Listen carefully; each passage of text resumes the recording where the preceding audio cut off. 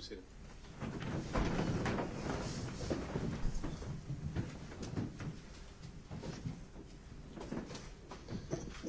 All right, let's go on the record with 23 SC 188947, State versus Harrison William Prescott Floyd.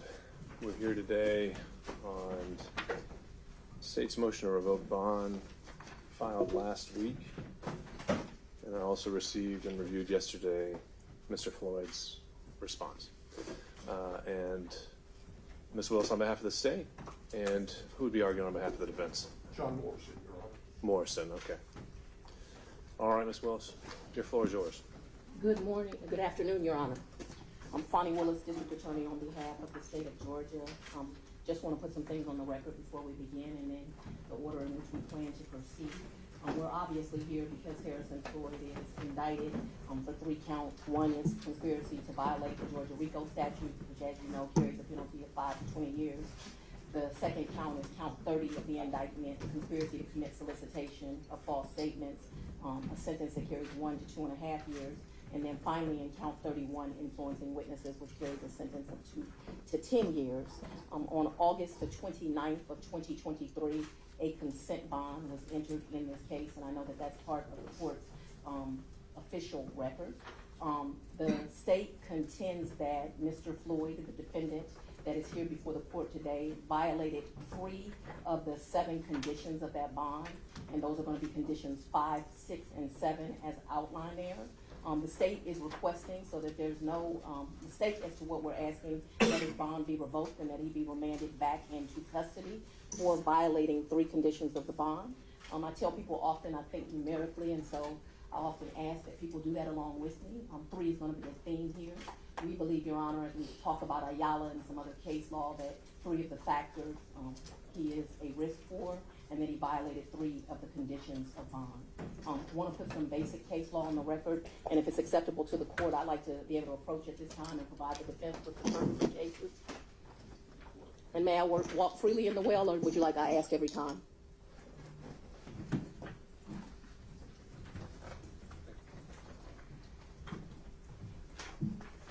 So, Your Honor, just for purposes of the record, I handed you, and the defense is now being handed Ayala versus State, 262 Georgia 704, a 1993 case. We also handed you Hood versus Carson, a 1997 case, and finally Clark versus the state, a 1997 case.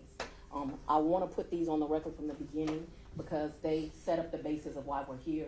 In Hood versus Carson, which is cited at 267 Georgia 579, 581, a 1997 case, it is clear that the trial court has power to revoke bond as long as minimal due process is applied.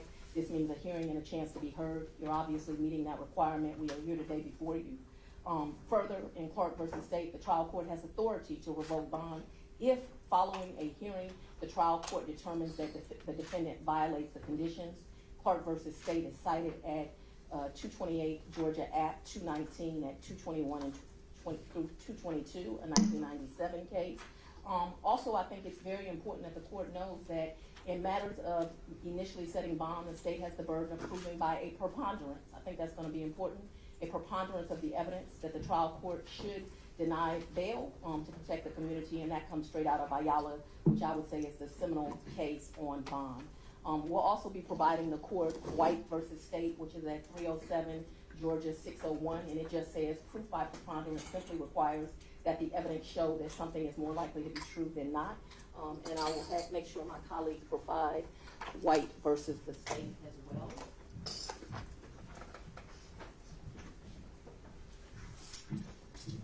White versus the state is a Georgia Supreme Court, 307 Georgia 601, 607, 2020. Your Honor, understanding we have the burden in today's hearing, the state's plan is to call 3 witnesses. Those witnesses, again, 3 being our theme, is Assistant Chief Michael Hill. We plan to call Gabriel Sterling, as well as as well as Attorney Von Du Bois to meet the preponderance of the evidence standard. With that, I don't know if the defense has opening, but as you direct, we will call our first open witness. Mr. Morrison. Good afternoon, Your Honor. One of the things I've I'd like the court to keep in mind is the spirit of this bond order, which was essentially to make sure that my client doesn't intimidate any witnesses, or that he doesn't collude or with other witnesses regarding what their testimony may be. I believe when the court looks at the complaint about tweets, you're going to find that that never occurred. It was never his intention either, Your Honor. I believe the court will look through, and after it hears the evidence, will find at most, if he came close to the line, the court will have an opportunity to address that. I don't believe that he should be remanded back into the custody of the state. There's no need for that. One of the things that bothers me is if these tweets had so angered or bothered the state, they would have picked up the phone call and called the defense team of my client and said, hey, listen, he's making tweets, we don't like them, can you do something about them? And we could have addressed the issue. Instead, they simply filed a motion. We believe the reason they filed that motion is my client is showing just how weak the case against him is. And I think he has a right to do that. This is political speech, Your Honor, and they're trying to silence it. Thank you. Your Honor, may the state call that first witness. Your Honor, we're calling Assistant Chief Michael Hill. Your Honor, and we will ask that after Mr. Hill concludes his testimony that he be allowed to stay in the courtroom. Your Honor, we would invoke the rule. Your Honor is aware of the law that regarding detectives and investigators on cases. This is the case that Mr. Hill is working. Well, he's about to testify, so I don't think he would need to go anywhere. But you're saying there's two other witnesses. The rules of evidence technically don't apply to bond hearings at all, including the rule of sequestration. That's true. But if there's anyone that would like to voluntarily step outside because they think that would be optically better for their case, they may do so. All right, Mr. Hill. So, Would you like me to swear him or will you swear the witness? I think we have Deputy Scott for that. You swear affirm to the testimony you give in court today will be the truth and the whole truth. Thank you, sir. Please state your full name for the court. Yes, sir. My name is Michael, Michael, middle initial L, last name Hill, the second. Good morning, good afternoon, Assistant Chief Hill. Will you please tell the court where you are employed and what your title is? Good afternoon, madam. Yes, I'm employed with the Fulton County District Attorney's Office.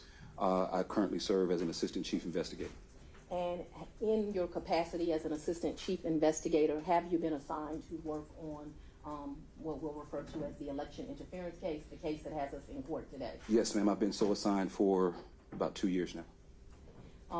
As a result of that assignment, have you had the opportunity to subpoena witnesses for proceedings in this matter? Yes, ma'am, I have. And also to interview witnesses in the matter? Yes, ma'am, I have. Have you also had the opportunity as an assistant chief to be familiar and aware with the social media pages, both of defendants as well as witnesses and victims in this case? Yes, I have. That's correct. May I approach? You don't need to ask permission if it's your witness. I am going to hand you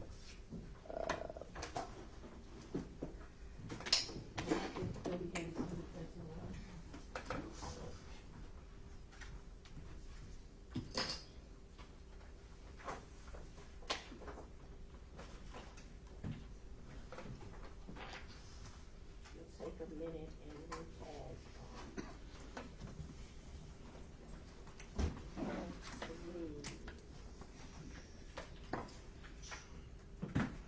one through 21.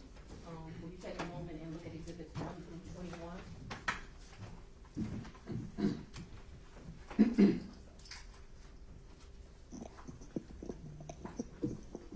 And while he's doing that, I just want to note for everyone, our court reporter is joining us remotely. So at any time you're away from a microphone, just speak up.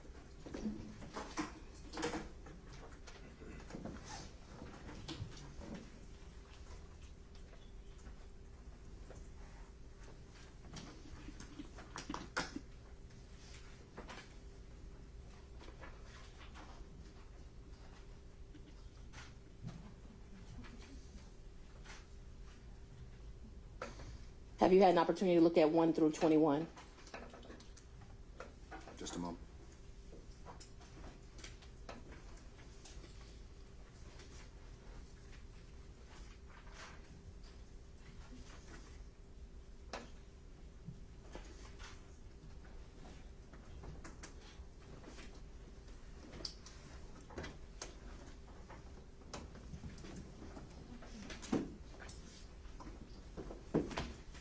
Yes, ma'am. And are you familiar with exhibits 1 through 21? I am. Are you familiar with all of them in the same way? Yes, ma'am, I am. Okay, and can you tell the court how you're familiar with 1 through 21? Yes, ma'am. So I'm familiar with exhibits 1 through 21 because they display the social media pages, specifically X, formerly known as Twitter, of defendant Harrison Prescott Floyd, as well as witnesses Mr. Gabriel Sterling, and also Secretary of State Mr. Brad Raffensperger. Your Honor, at this time, we're going to ask that State's Exhibit 1 through 21 be admitted into evidence. Your Honor, I'd ask the court to allow me to more direct witness as to the foundation of these prior to accepting them as kindred and evidence. Are you challenging the authenticity of these? Yes. All right. I'll give you some leeway there. Mr. Morrison. Would you like me to do that now? If you would, sir, you're familiar with these exhibits, correct? Yes, sir, I'm familiar. Next to the name, there's a little symbol. Is that correct? Yes, sir. What is that symbol?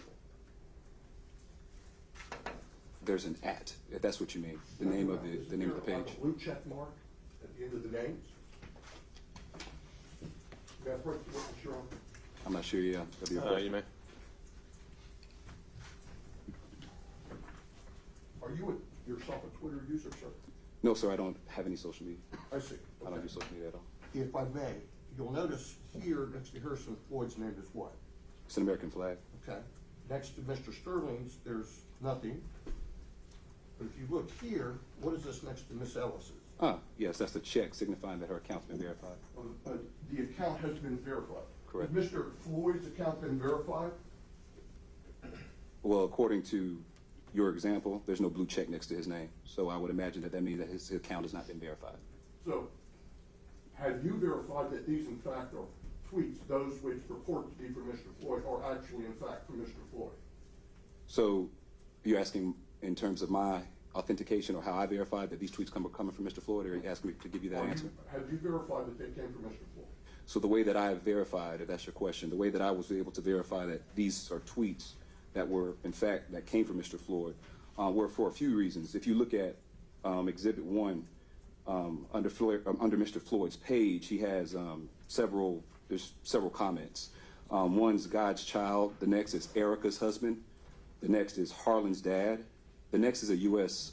Flag that says USMC veteran, the next is 2020 at Team Trump campaign, and then the next is one of 19 defendants in Fulton County. And then lastly, you'll see where it says, or underneath all that information, there's a location symbol, and it says North Bethesda, MD, for Maryland. As a part of our investigation in this case, one of the ways that we were able to verify, or actually able to state that, unequivocally this is his page, is that first and foremost, look at the second thing that I mentioned, Erica's husband. Mr. Floyd is in fact married to Miss Erica DeMare. The next is, you'll see Harlan's dad. And then there's also a little symbol, an emoji symbol of a little girl next to Harlan. Not too long ago, Mr. Floyd and Ms. DeMare actually just had a daughter, and I believe her name is Harlan. Also next to that, where you see the U.S. flag, USMC veteran, Mr. Floyd is also a former Marine or U.S. veteran. Next, when I just stated the 2020 at Team Trump campaign, during Mr. Floyd's time, or defendant Floyd's time here in the state of Georgia, he was actually a part of and associated with, I believe, the president of Black Voices for Trump and a supporter of the 2020 Trump campaign. And then the last thing that I'll state here is you see one of 19 defendants in Fulton County.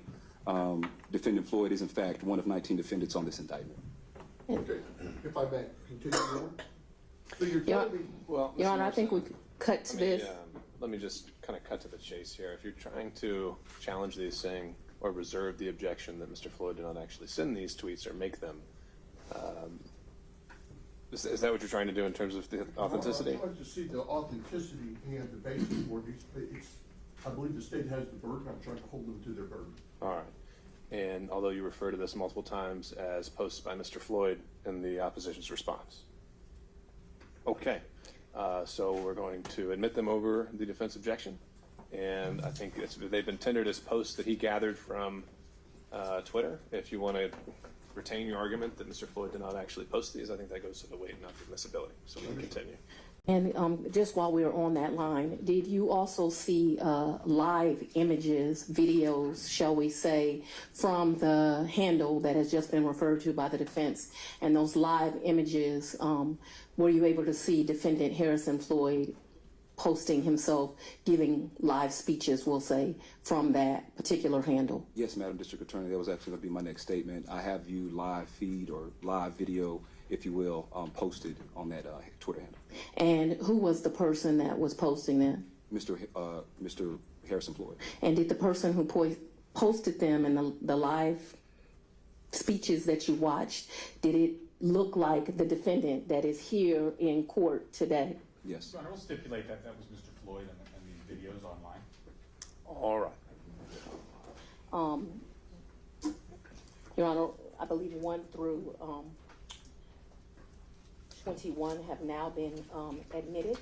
And you just described in great detail for defense counsel State's Exhibit number 1. Is that correct? Yes, I did. Okay, I'd like to move on then to State's Exhibit number 2.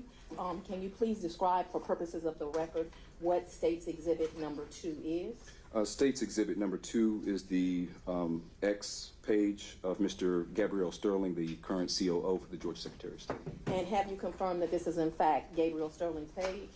Yes, ma'am. I have so confirmed. I just myself viewing the page and throughout the course of our investigation, and I've also spoken with counsel for Mr. Sterling, who also confirmed that is his client's Twitter page or X page. Okay.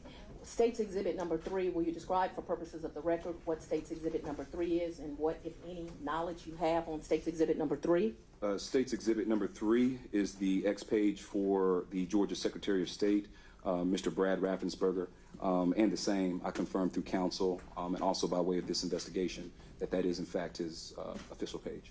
Okay, let's move on, sir, to State's Exhibit number 4. Will you please describe for purposes of the record what State's Exhibit number 4 is and what have you confirmed it in any way?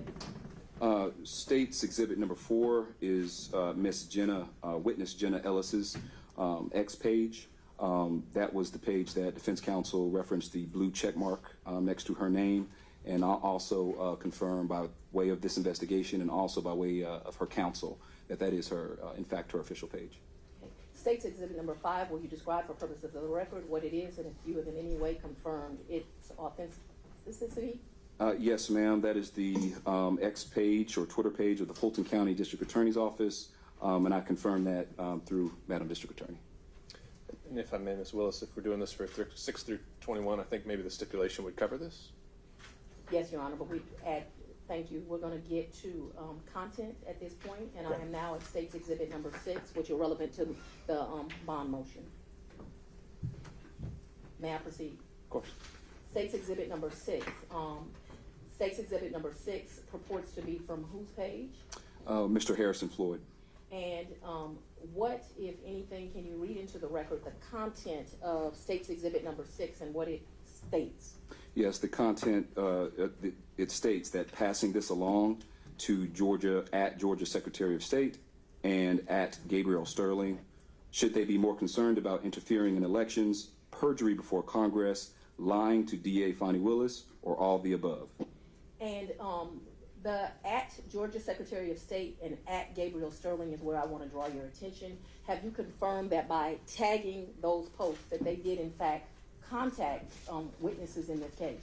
Yes, ma'am, they did contact, and my understanding is that Mr. Gabriel Sterling, in fact, has seen this particular notification or communication, rather.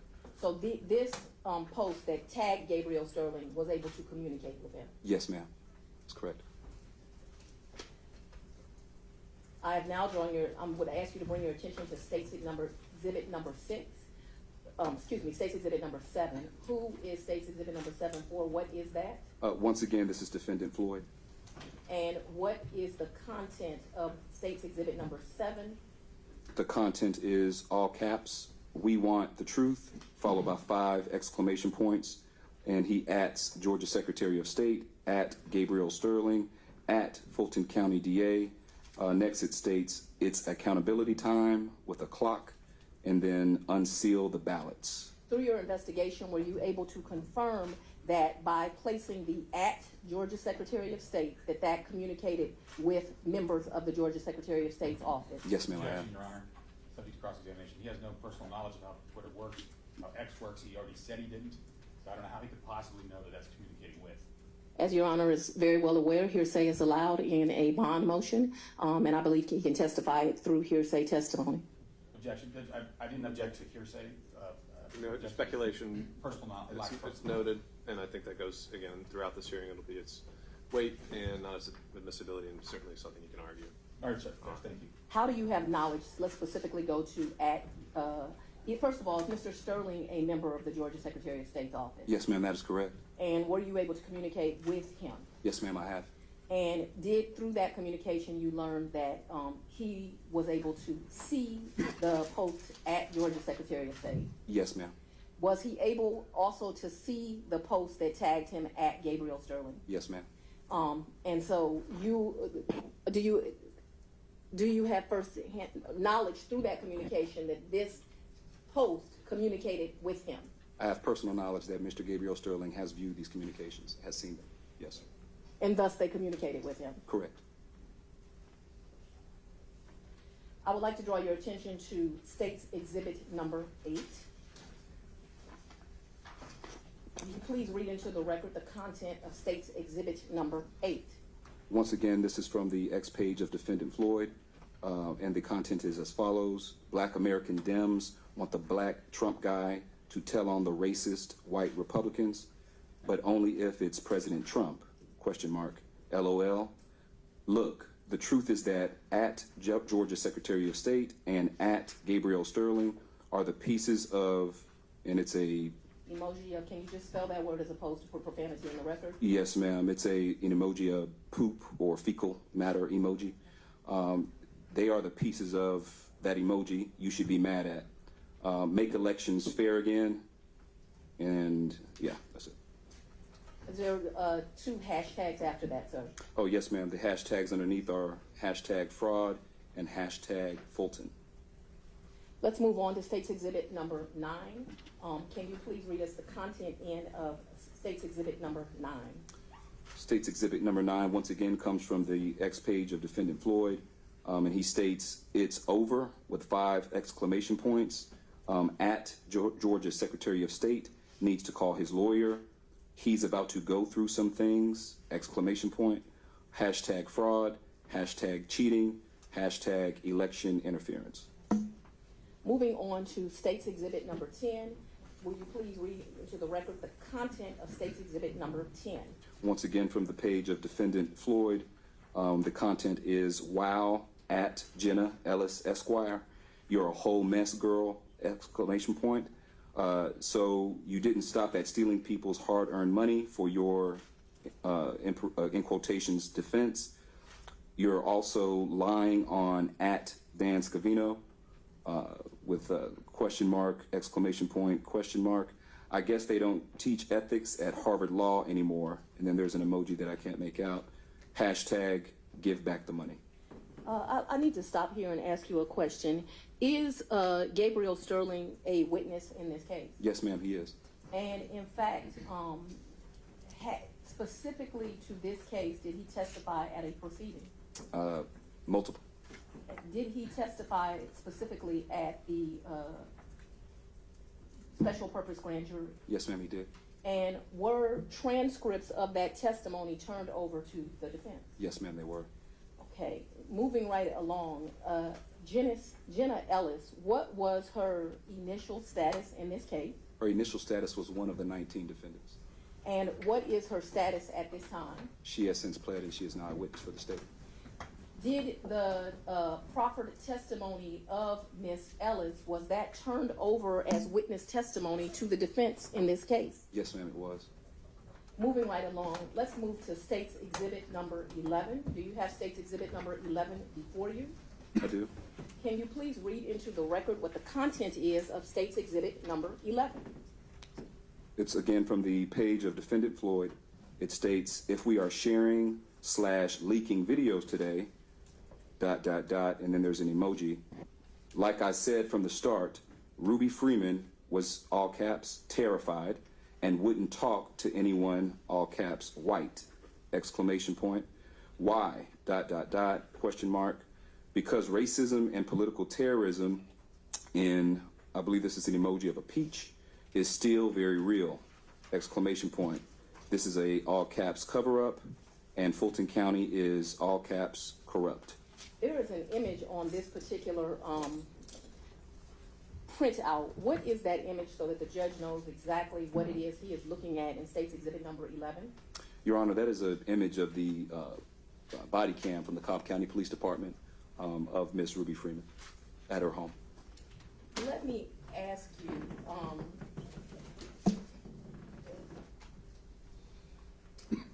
do the basis of the initial charges in this case against Mr. Floyd, do they involve Ms. Freeman? Yes, they do, ma'am. And to your knowledge, is Ms. Freeman listed 40 times in the state's indictment in this case? She is approximately thereabout, yes. And is that surrounding the charges against this particular defendant? Yes, it is. And this is an image from evidence in the case that is displayed on State's Exhibit number 11. That is correct. Can we move on to State's Exhibit number 12? Can you please put into the record what is displayed on State's Exhibit number 12? Again, from the page of Mr. Harrison Floyd, this is a cover-up, all caps, and Fulton County is corrupt, all caps, with an exclamation point.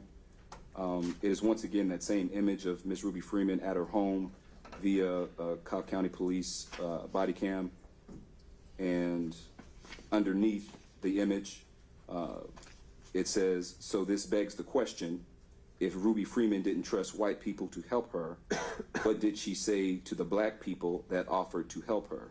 I'll wait for you to get your popcorn. Is there a response, and please do not put any profanity, I'd ask you to spell out the word that is profane underneath that comment. Yes, ma'am. There is a comment. It comes from underneath this post, and the comment comes from at Full Ford Leonard, and the statement is bury this, BITCH, under the jail. All right, let's move on to State's Exhibit number 13.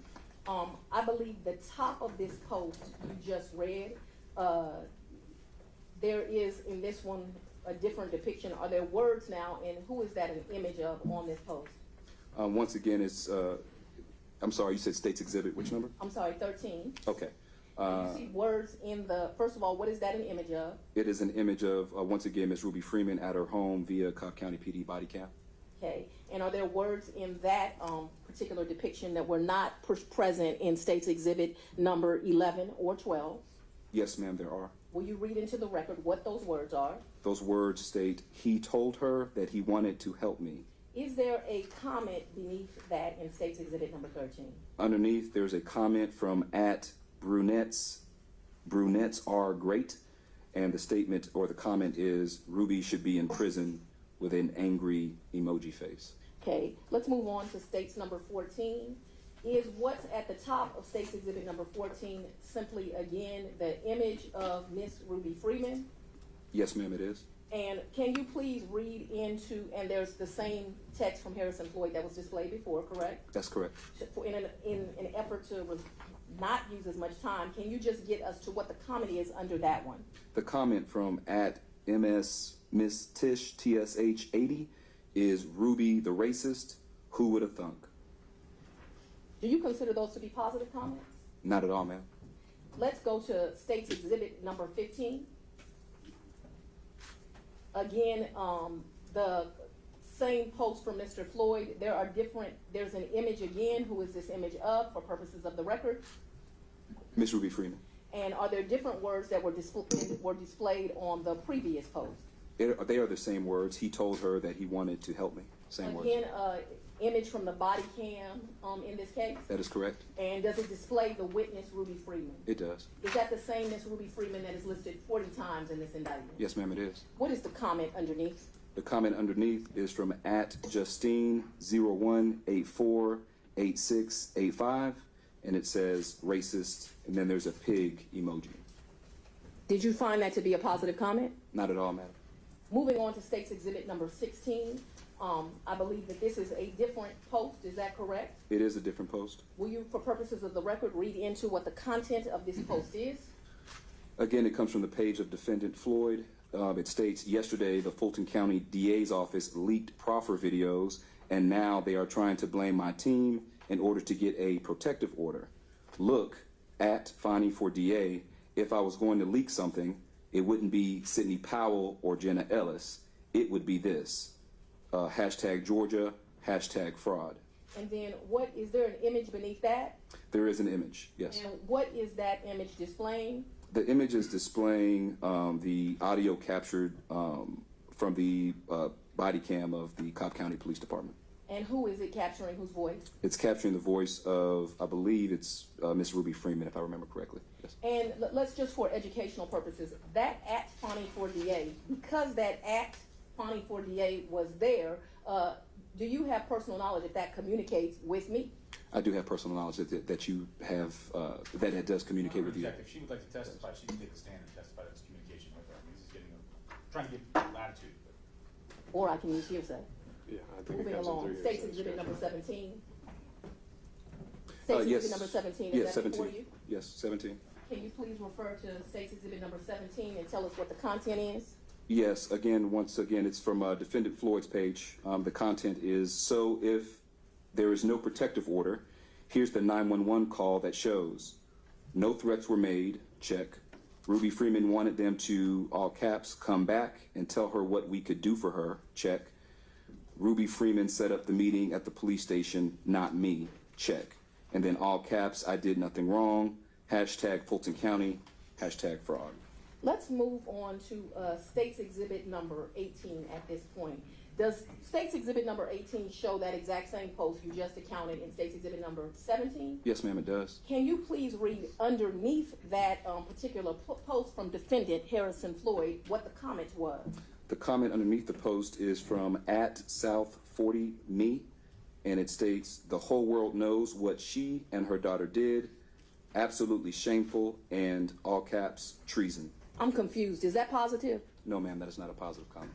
All right, And moving. Judge, we would strike that last response. Whether he thinks it's positive or not, it's comment the evidence. You're the fact finder. You determine. All right, I'll overrule for the purposes of this hearing. State's Exhibit number 19. Is that before you, Assistant Chief Hill? Yes, ma'am, it is. Can you read into the record what the content is of State's Exhibit number 19? Once again, this is from Defendant Floyd's page. The content is, why would my team leak Jenna Ellis and proffer videos when there is better stuff? For instance, Ruby Freeman's job was the reconciliation of ballots. She wasn't even supposed to be on a scanner. 5 exclamation points follows that.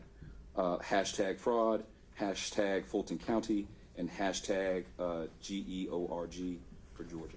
And then what is the image that is displayed underneath that?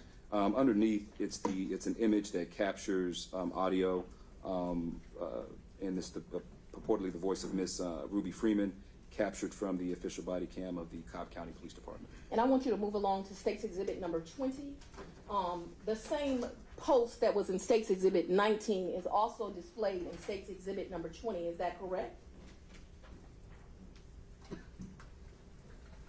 Oh, actually, No, I ma'am, apologize. it's a different post. Let's move on to State's Exhibit number 20. What does State's Exhibit number 20 state? State's Exhibit number 20 states, again, it's from the page of Mr. Harrison Floyd. Does this sound like Ruby Freeman is being, all caps, pressured? Why would DA Fonnie Willis want to hide this from the public? #fraud, #Fulton County, and #Georgia. And there is an image, and who is the image purported from? Miss Ruby Freeman. And is it again the body cam video? That's correct.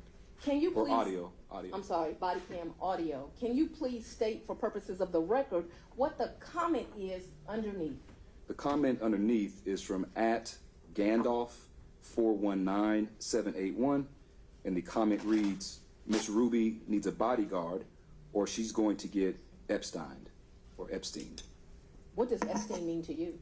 What it means to me is it refers to Mr. Jeffrey Epstein, who was a defendant, rather convicted individual in a sexual assault or sexual of nature crimes that he committed years ago. And during the year, I believe August of 2019, he was actually incarcerated and found hanging from his cell, and is now deceased. Okay, so is that a term, you're going to be hung from your cell? Is that the way you read that? The way I interpreted it. Well, let's clear one thing up. I think we need to have one attorney at a time conducting the hearing, so y'all can choose between yourselves. We'll move on from this point. All right, and just to rule on the objection, his characterization of it is not going to be definitive, but overruled for the purposes of the record. All right. Do all persons in your,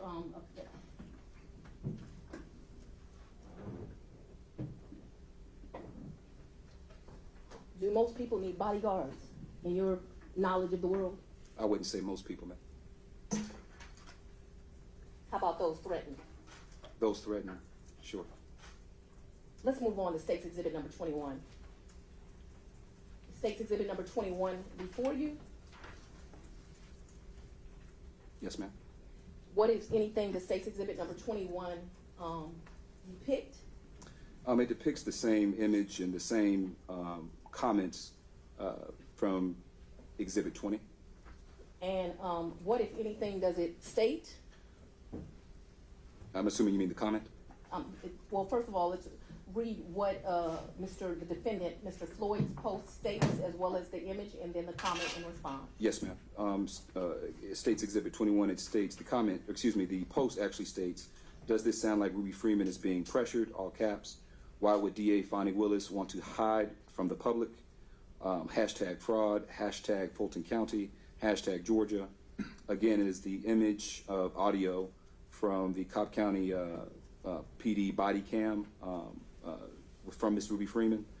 And then the comment is from at Smoky Mount Mystic, and it states, Ruby is going to get virtually slaughtered under cross-examination at Trump's trial, and Fonnie will face charges herself. And then there's a parenthetical, if she's allowed to live till then. So if Ms. Freeman is allowed to live to testify? I'm not certain, throughout the course of my investigation of this particular post, I'm not certain if Mr. or Defendant Floyd is referring to Madam District Attorney or if he's referring to Ms. Ruby Freeman. Objection, Your Honor. Neither of these, this comment wasn't made by Mr. Floyd. This comment was made by a third party. To characterize this as Mr. Floyd referring to Fannie or Ruby, which is incorrect.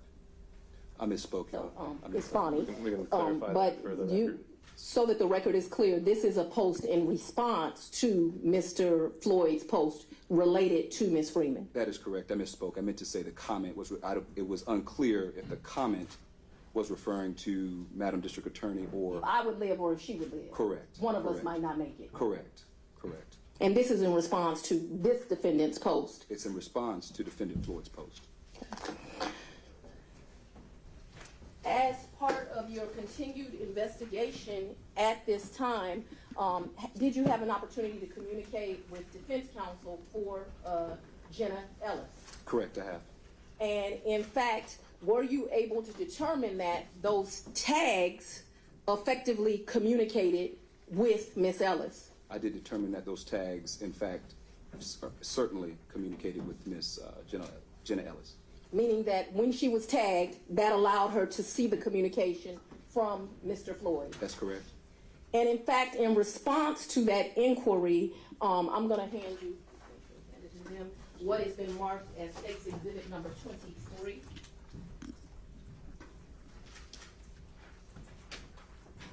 Can you read silently to yourself State's Exhibit number 23?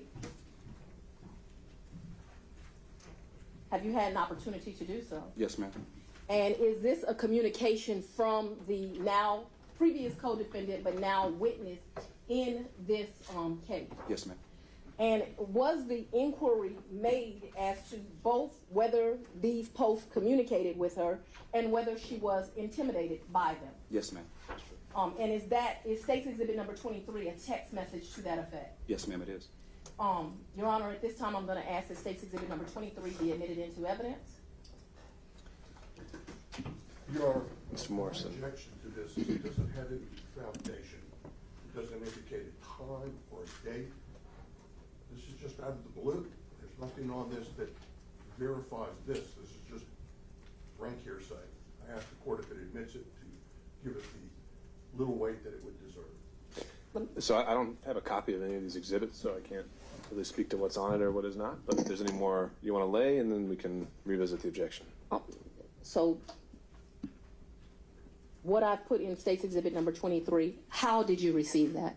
So the contact that you just referenced with defense counsel for Ms. Jenna Ellis was with Mr. Mike Melito. I contacted Mr. Melito. I asked him the questions that you just mentioned about whether or not Ms. Jenna Ellis was communicated with by virtue of these tags, and if she felt threatened or harassed by these communications. And this is the response that Ms. Ellis provided to her counsel, and her counsel provided to me. And did he also state this to you verbally as well? He also stated this. He actually read this out to me. Yes. So you received it through him verbally telling it to you, and then he memorialized it via this text message. That's correct. And for purposes of the record, was this sent to where? It was sent to my Fulton County issued cellular device. Do you have that with you? I do. Do you have it on you now?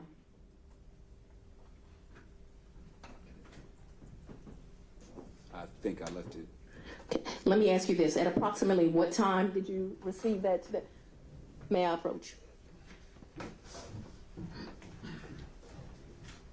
Thank you. Will you take a moment and open up the message? Yes. And at what time what day did you receive that though, so that we're clear for the record? Today, Tuesday, November 21st, 2023. And at what time? This morning at 10:59 a.m. And this was, again, he spoke this to you verbally? Yes, ma'am, that's correct. And then memorialized it? Yes, ma'am, that's correct. Okay. Your Honor, at this time, I would ask that State's Exhibit number 23 be admitted for purposes of this hearing only, and that he be allowed to read it into the record and that it be admitted. All right, Mr. Morrison, you renewing your objection on authentication? No, Your Honor. All right, Exhibit 23 is admitted. Can you please read it for purposes of the record? So in the message, Ms. Jenna Ellis states, I saw it a couple days after it was posted. Yes, I believe it was meant to both intimidate and harass me, and also encourage others to harass me, which others have done in the comments and separate posts following this post, and Floyd's comments about me on media. And then there's, in the parentheses, which the DA references in their pleading. One moment, Your Honor.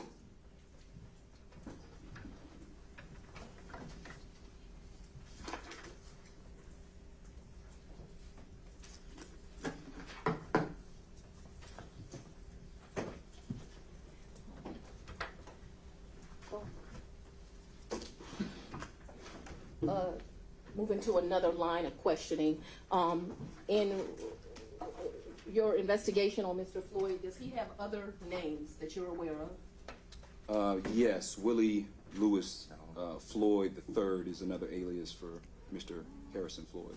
Does he also have in your investigation other open criminal charges? Yes, ma'am, he does.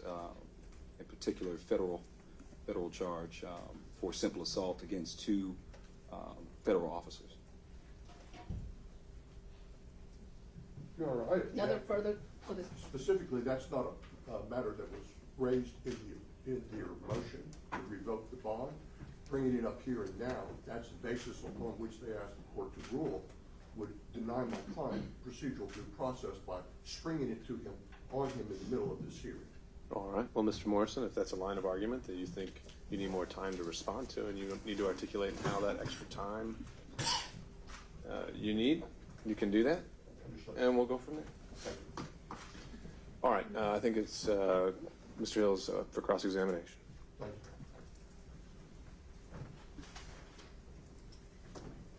you.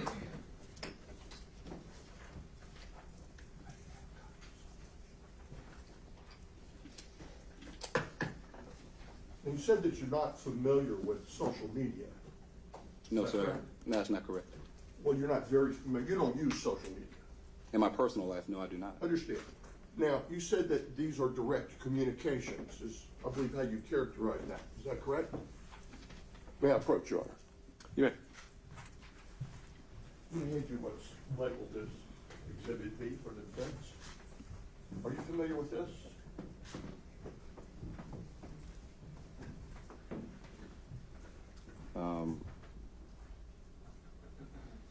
Yes, I'm familiar, but you just said that I characterized something as direct communications, and I didn't. I didn't say that. Okay. Yeah, I don't know Well, where you got that from. All right, so perhaps you didn't, perhaps it was the motion of the state. But there is a mechanism in Twitter for now what's called X for direct communications, direct messaging, isn't that correct? Sure. Okay, and this is an example of how one would use that app to directly communicate with someone, should they choose to do so. It appears if you want to send someone a message similar to an email or a text, you could do so via X or Twitter. Okay, were any of these, what you call messages, conveyed in that manner? I'm sorry, I don't understand your question. Or was this messaging, this direct messaging used by Mr. Floyd to convey messages to any of these witnesses or co-defendants? I don't have any evidence of that, no. Is the answer no? I don't have any evidence of that. Okay, so You may have, I don't have any evidence of that. Okay, so you can't say that they did. I can't say that he In did. fact, all of the messages and exhibits to which you referred to, that isn't the mechanism by which you contend a message was sent to any of these people, is it? I'm sorry, I don't understand your question, sir. Okay. The message, the mechanism by which you say Mr. Floyd communicated with people Yes. was by putting the ampersand in front of their tag. Correct. Isn't that really how you reference people? Well, in the instance of what we're discussing today, that's how he referenced and how he communicated with people. Well, I mean, when you reference someone, what does that trigger? What happens? Or put an ampersand in front of someone. Did they get an email with the message contained inside? So one of the witnesses in this case, and I think this will answer your question, one of the witnesses in this case, when I spoke to him about the one of the symbols or when he added them on X, it was conveyed to me that although he did not get the instant notification because he does not have that setting on his cellular device, once he looked at his notifications via his Twitter or X, however you want to reference it, he did see all of the ats that Mr. Floyd continuously utilized.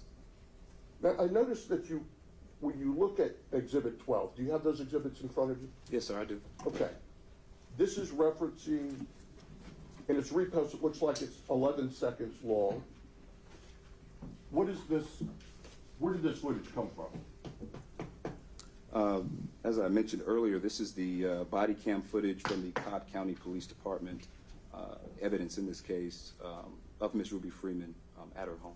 Well, this is in public domain, isn't it? Well, I mean, these videos question have been released to the public.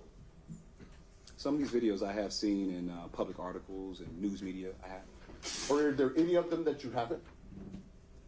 Or are there any of these that you could say are not in public domain? None of the videos that we've observed today.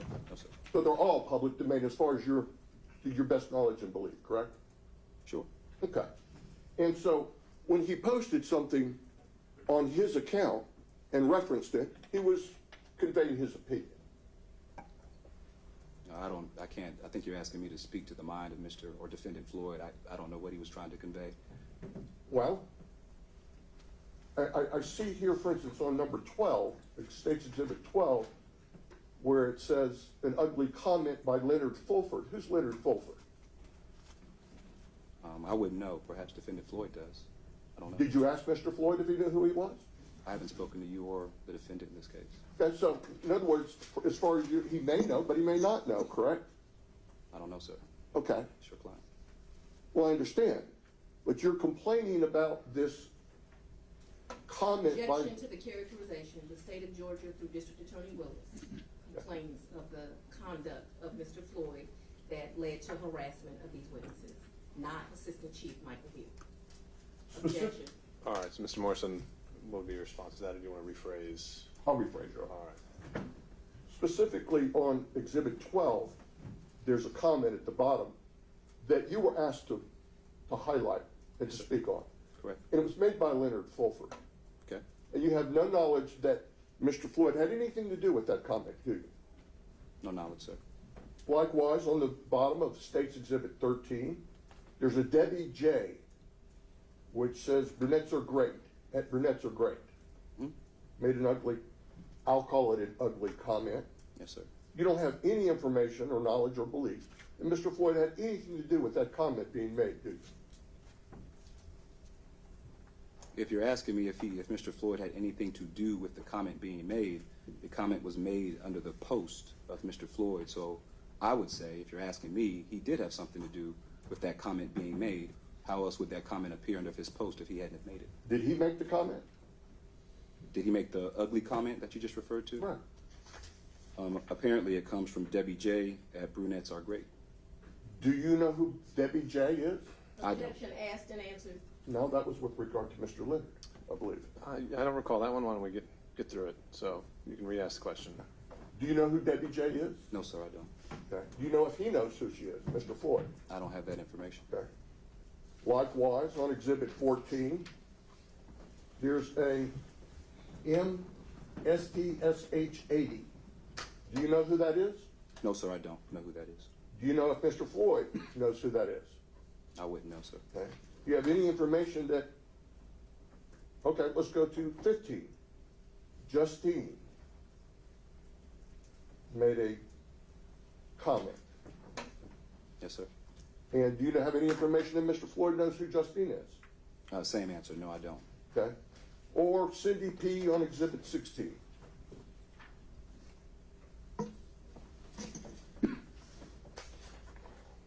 I'm sorry, what's the question? Or I said, with regard to Exhibit 16, Cindy P. With regards to Cindy P., does Mr. Floyd knows who she is? Right. I wouldn't know that information. And for all you know, these are just people who are expressing their opinions based on his post. And he has no control over these people, as far as you know, does he? Does he have control over these people? As Right. far as I know, I have no knowledge. No. Okay. And he has no control over what they say or don't say or what their comments are, does he? I don't know either way.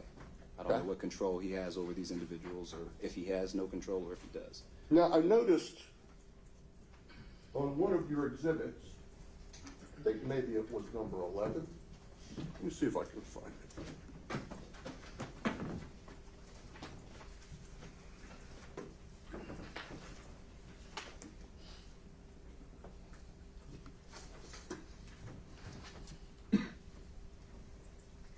One moment, Your Honor. I've got these out of order.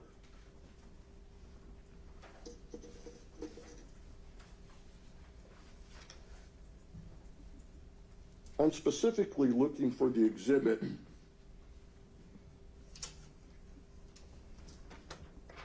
where Mr. Floyd talks about, let me find it, please, Your Honor.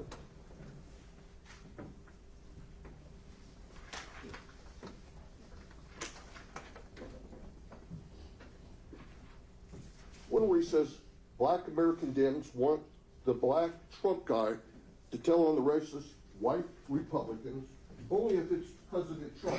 LOL. Are you familiar with, do you have that exhibit? I am familiar with that, but I do not have that exhibit in front of me, sir. The state put it in its motion. Well, have you read the state's motion? Yes, sir, I have. Okay. Get my back for it, John. You may. Thank you. Let me show you this Okay. right here, and I'm gonna just label this Exhibit C for that.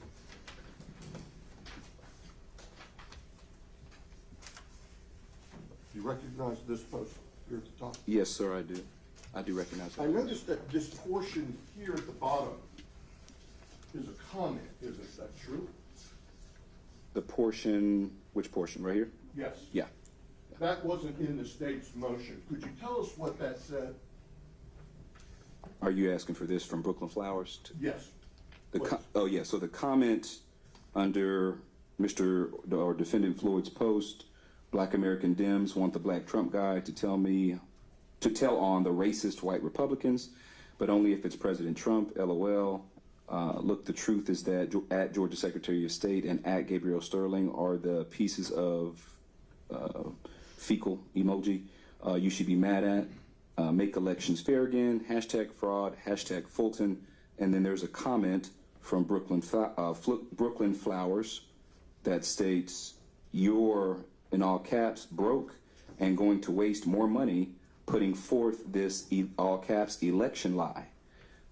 We can't wait to, all caps, lock you up here in Georgia, as if those 5 days you spent in Fulton jail wasn't enough. And then there's an image that says, warning, coon-fused Negro alert. Coon spelled C-O-O-N, correct? Yeah, that's On correct. the beginning of the fused. Yeah. So an intentional misspelling of the word confused. Yeah, sure. Are you aware that this is actually what Mr. Floyd is responding to, is a comment? That's not a comment that's in response to his post. That's him posting a response to this message he received.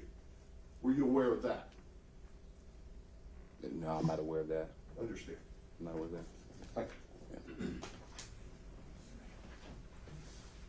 But this isn't in the state's motion, is it? No, sir. Okay. Now, if I look through these comments,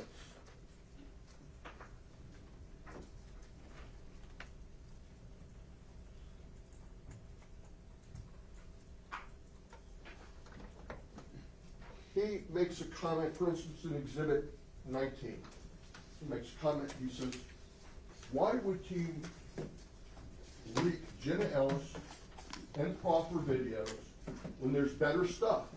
For instance, Ruby Freeman's job was the reconciliation of ballots. She wasn't even supposed to be on a scanner. You're familiar with that? Yes, sir. Okay. Do you contend that has something to do with the allegations against Mr. Floyd? I'm sorry, do I contend that? Ask the question. That him talking about what Miss Your Honor, Freeman's we will job. Stipulate that that goes to the facts of the case, if that's what he's looking for, we'll stipulate to it. No, I believe it doesn't go to the facts of the case. All right, so the stipulation is rejected. Mr. Morrison, you can ask your question. Isn't it true that this is just speaking about what her job was or wasn't and what he could release? In other words, that he didn't release the proffers.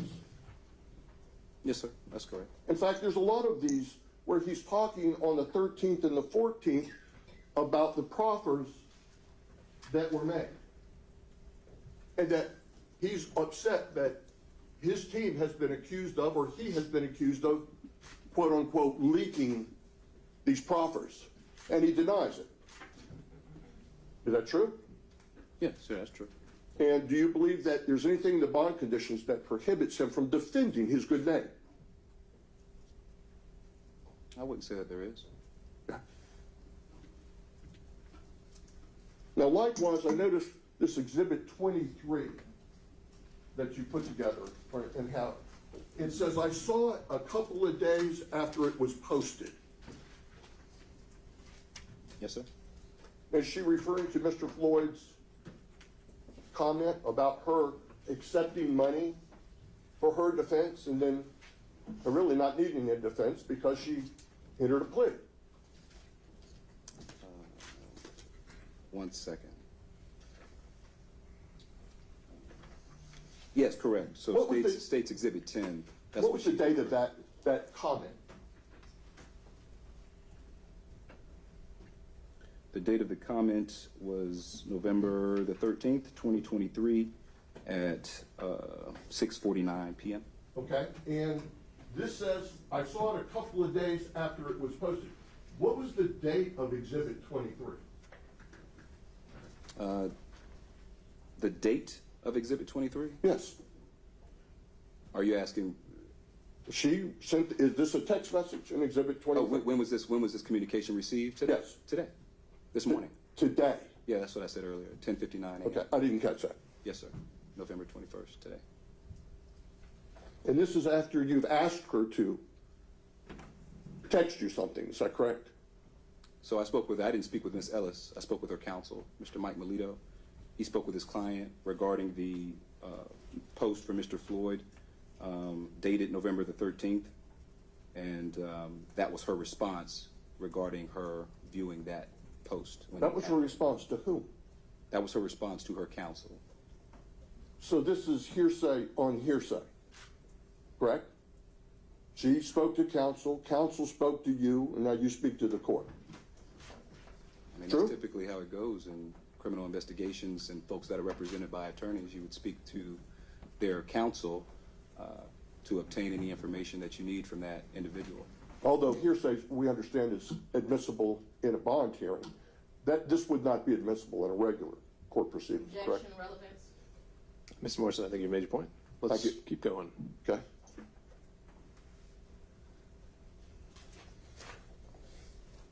Isn't it true that none of Mr. Floyd's posts contain any threats of violence?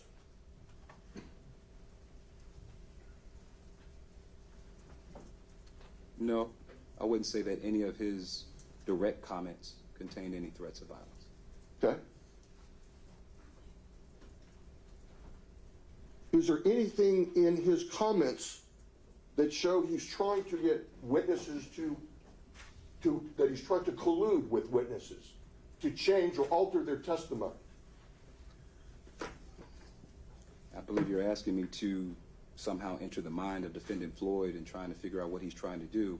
No, I'm asking you about the content of the post. Is there Right. anything in there that you see Right. that indicates he is, if you were one of these people?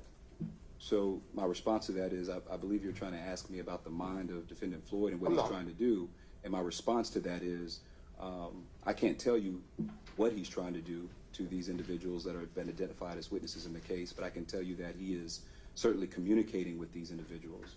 And, you know, what effect that may have upon their testimony, what effect that may have upon them feeling harassed, threatened, or intimidated, I believe is up to those individuals. And that, as you saw in State's Exhibit 23, that's how witness Jenna Ellis felt by virtue of Mr. Floyd's communications to her. Well, you're the one who solicited this response from Mrs. Ellis, correct? And she didn't reach out to you and say, hey, I saw this communication and I feel intimidated, did she? No, she didn't. But I would imagine she may reach out to maybe law enforcement and where she resides or something of that nature. But Sir, I'm not asking you to but no, imagine. she didn't. Yeah, she didn't reach out to me to tell me that she felt threatened or harassed or intimidated. This was her response when asked. Understand, and you've not received any communications from anyone else that you brought to this court showing that anyone was intimidated or felt harassed or pushed to collude or change their testimony, have you? I believe the other witnesses that are testified today may be able to speak to that. Okay. Well, I'm asking you. Have I received any other information about witnesses feeling intimidated or harassed? Is that the question? I'll move on. Let's see.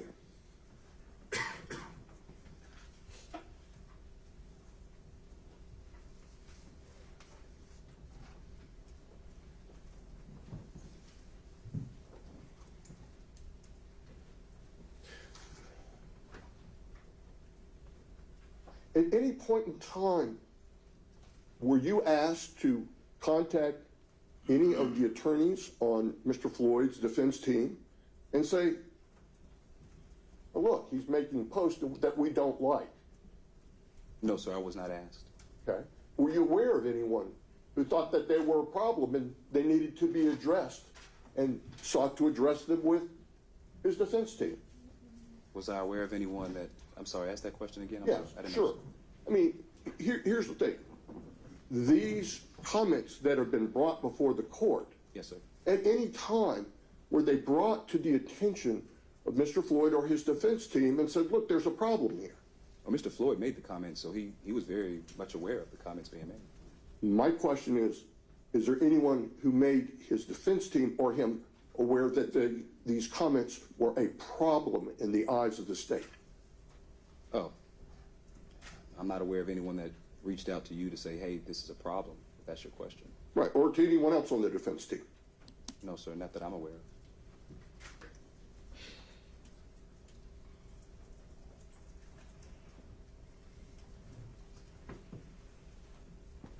And in any of these comments, he never asked for a response from anyone, did he?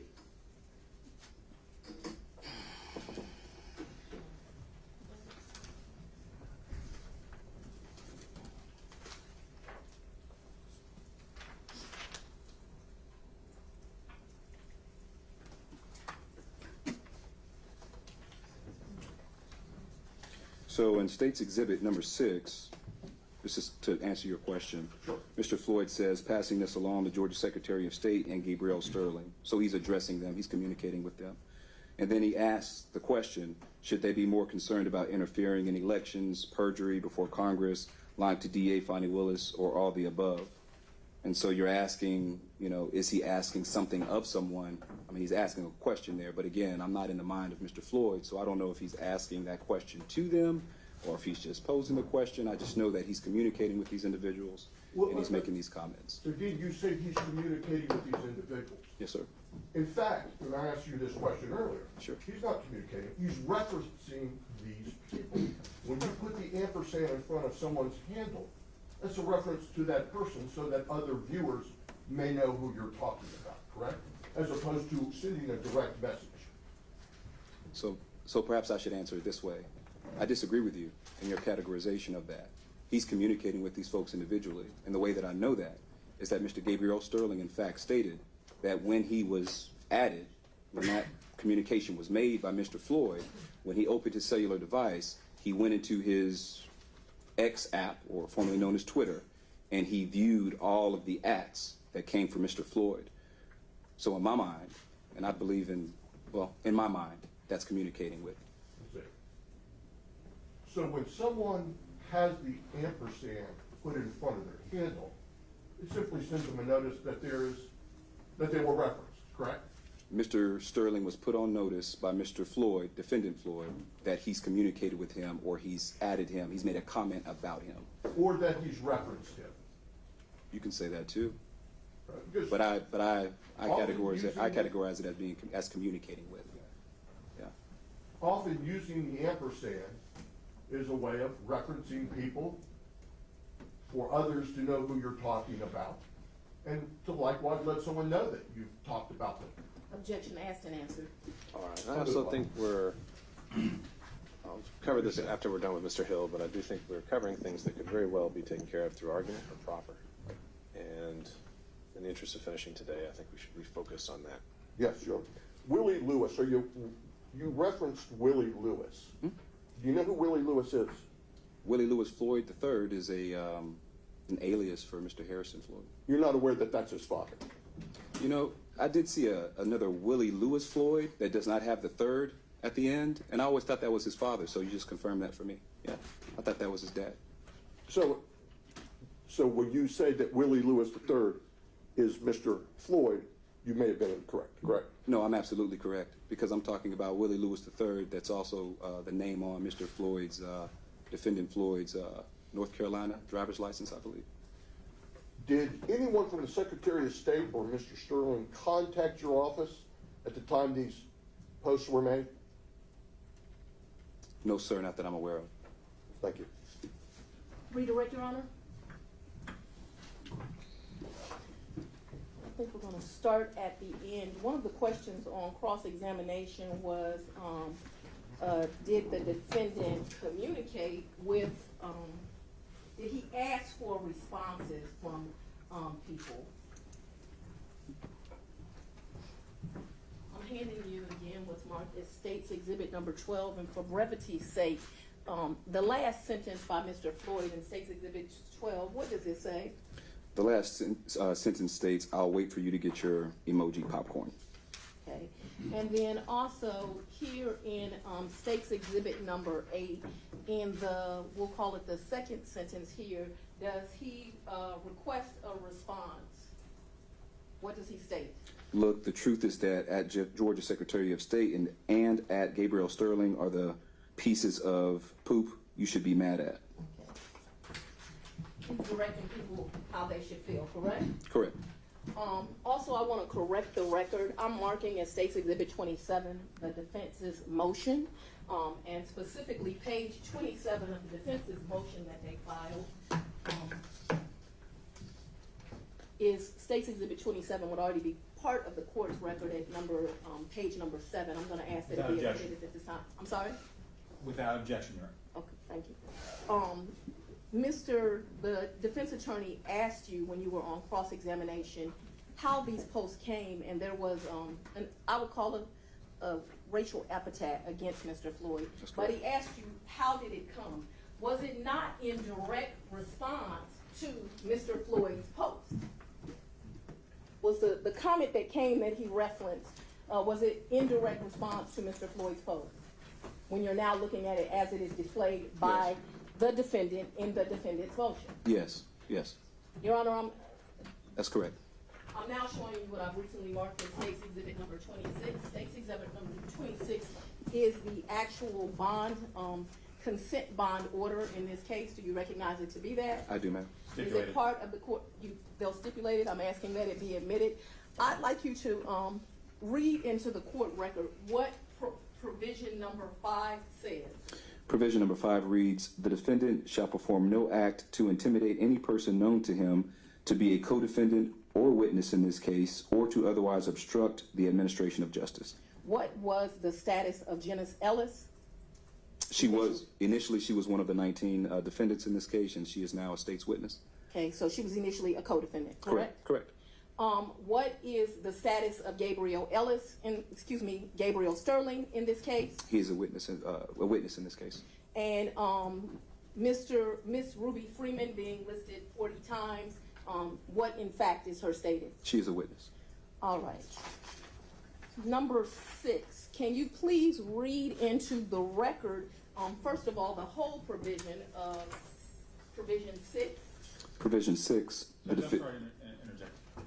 The document speaks for itself. I mean, Well, Your Honor, I would ask that he had him on direct. I now have him on, on cross. I would like to make some brief points. she has redirect, I can understand, but I mean, for him to sit here. No, and read the order. I take your point, Mr. Kasharov. If we could just refrain from reading things that are already part of the record, and if there's an additional follow-up, we'll just get to that part.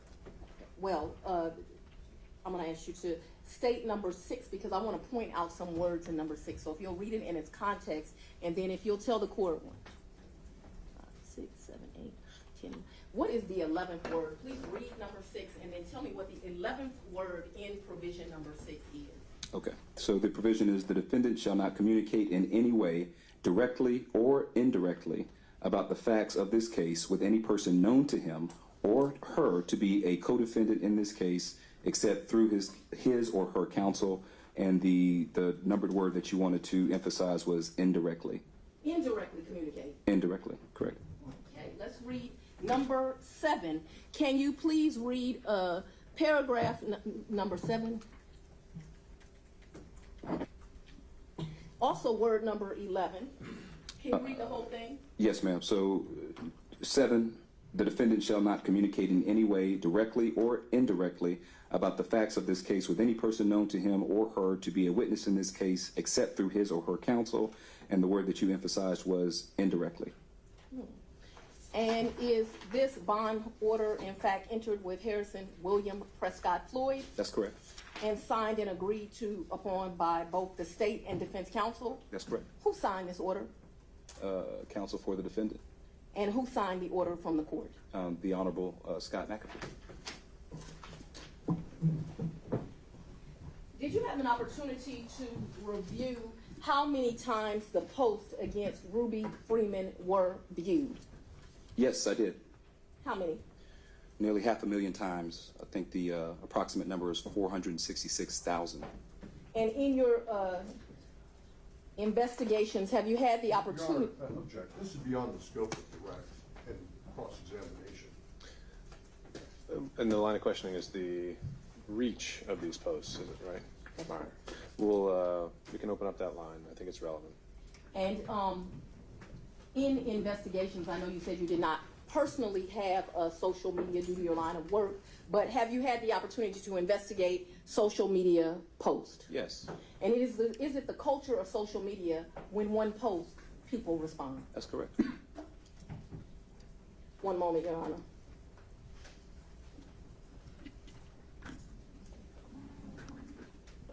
Nothing further from the state. All right, Yeah, recross. so you researched Ruby Freeman's Twitter account, is that correct? Or X account, is that what you're saying? Miss Ruby Freeman, I'm not aware if she has an X account. I don't believe she does. So she didn't even have an account on this social media platform, Not that I'm aware of, sir. okay? And you said her name was referenced how many times? No, sir. The question was how many times was the post in which Mr. Defendant Floyd references Miss Ruby Freeman, how many views did those posts obtain? And the answer to that is nearly 5,466,000. Okay. That's the answer to that. And likewise, Jen Ellis has how many followers? 1 million, I believe. Over 1 million, correct? Yeah. Now, you said that Gabriel Sterling's going to be a witness, as well as Ruby Freeman. Yes, sir. They're on the witness list. Yes. Witness list? Yes, sir. Have you turned over that witness list to us? I'm not sure of that. I believe you should have that witness list. I'm not sure of that. Would you be surprised to learn that we don't have a witness list? Yeah, I'd be surprised to know that. Okay? And likewise, let's see, one moment.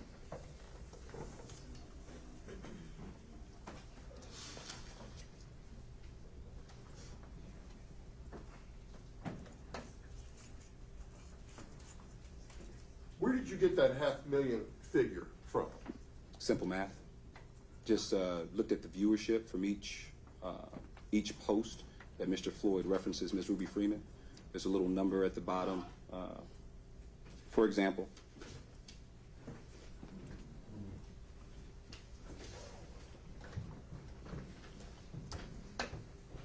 if you look, let's just look at State's Exhibit number 6. If you look at the bottom, it'll have the number of views. And so if you just simply look at all the posts in which Mr. Floyd references Ms. Ruby Freeman, there's several thousand views on many of those posts. And when you add them all up, when you calculate them, it adds up to about approximately 466. And that depends on when you copied it, correct? Say again, sir? Does that depend on when you copied it? When you say copy, do you mean Right, when it was viewed, when I last saw the number? Yes. Oh, yeah, I'm sure it's probably more now. Okay. And in fact, this whole motion brought by the state and the attention drawn to Mr. Floyd may have amplified every one of those views of those posts, correct? Possible. I mean, I wouldn't know the answer. Possible. Understand. Your Honor, just very briefly, if I may. All right, very briefly. We've already admitted into the record 27, which is part of the record anyway, the bond motion. I'm on page 3 of the defense's motion at the second paragraph. 1, 2, 3, 4, 5, 6. Review that to yourself, and will you state what word does the defense refer to Ms. Freeman as? So, in this document, Defendant Floyd's counsel refers to Ms. Ruby Freeman at that line as a favorable witness. She is a favorable witness. They recognize in their own motion, although they claim they're not witnesses, that she is in fact a Judge, witness. we never said she wasn't a witness. Sorry. I think that's accurate. I'm not sure what the point is here, where we're going with, but Ms. Wills, what's our next point here? I'm sorry? What's our next line of inquiry here? In page 8, how do they refer to Ms. Jenna Ellis? Ms. Jenna Ellis is referred to as a witness. Now So a they witness. acknowledge them as witnesses, correct? That's correct. That's it, Your Honor. All right, Mr. Hill, thank you. Investigator Hill, just to clean up the record, I think state tendered a exhibit 20. Obviously, we got state's exhibits 1 through 21 that were admitted. Then there was a 23, which was Ms. Ellis's response. I don't know if that was formally admitted. Was there a 22? There is going to be a 22. It was pre-marked, so not at this time. Were there other state's exhibits tendered? 26 and 27. 26, all right. those were, I think, admitted without objection, if I And Your recall. Honor, since I referenced an exhibit B and C, just to The state has no objection to that. I mean, I think one of them was just the response, which is already in the It record. is. I don't think, But number B, letter B, Okay. exhibit B, Your Honor, is an exhibit which specifically shows, I'll grab it here. okay.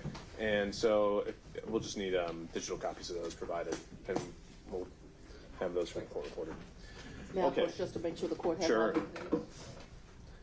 And call the next witness. Just a moment before we do that, I just wanted to inquire, just so we are staying on track here.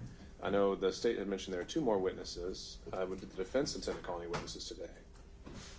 I don't know yet, Judge. I want to see what they put on. Okay, but there's a possibility that 1, 2, what is the Possibility. ceiling of defense witnesses that could possibly be called? Okay, thank you.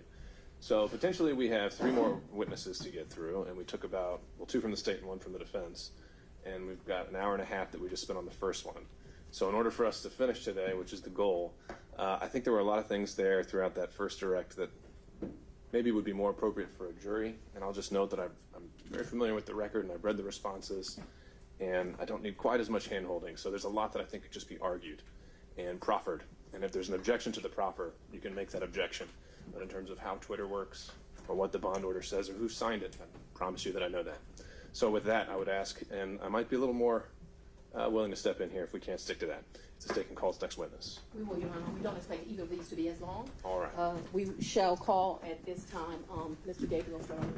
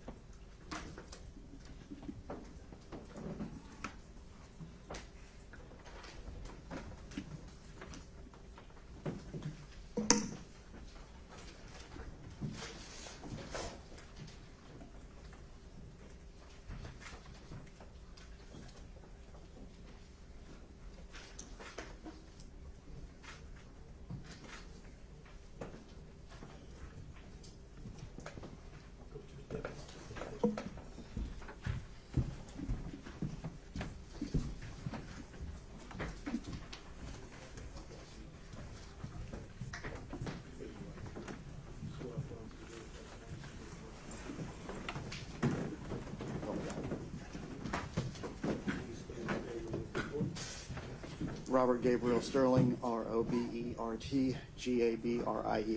Sterling. Good afternoon, Mr. Sterling. Where are you employed?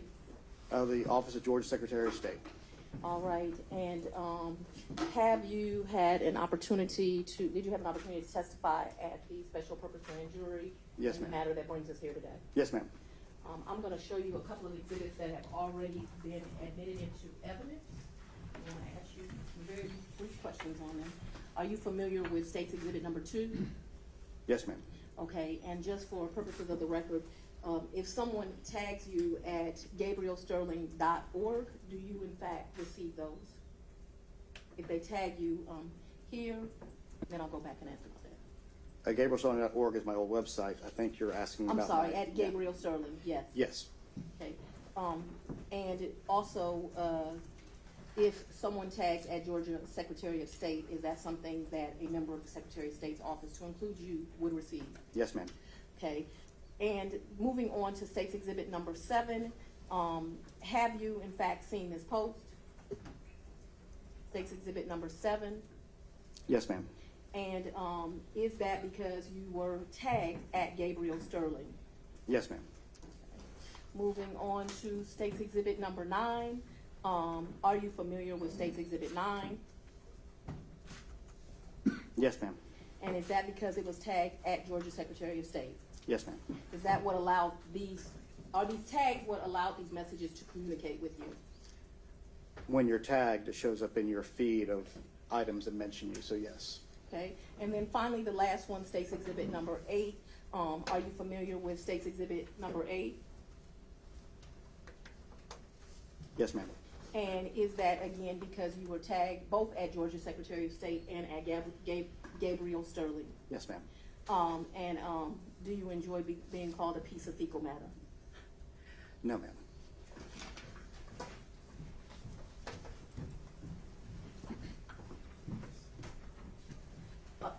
Are you a witness in this matter?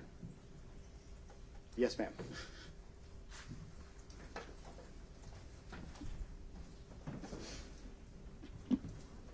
Eyewitness? Thank you. Mr. Sterling, you're not a fan of Donald Trump, are you? Objection, relevance. Goes to bias. Bias against Mr. Floyd. All right, we'll give you a little leeway on this. After all. You know Mr. Floyd is a Trump supporter, don't you? Yes.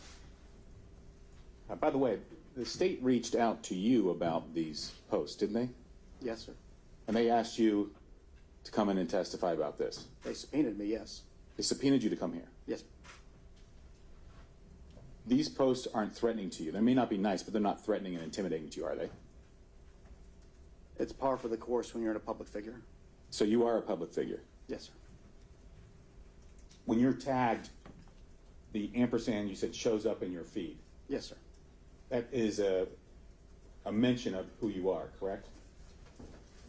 The way it works is essentially when you go to your, for people who don't know Twitter or X, you'll have notification in the bottom part saying if there's a little bell basically, if something mentioned your name or anything that you follow, you'll have a little red number in there to show you new things that have happened since the last time you were there, and then you would go to that and you would see things where you were tagged in. Yes, sir. Okay. I don't know if you have State's Exhibit 7 in front of you. I have nothing in front of me, sir. Your Honor, may I approach briefly? Showing you State 7.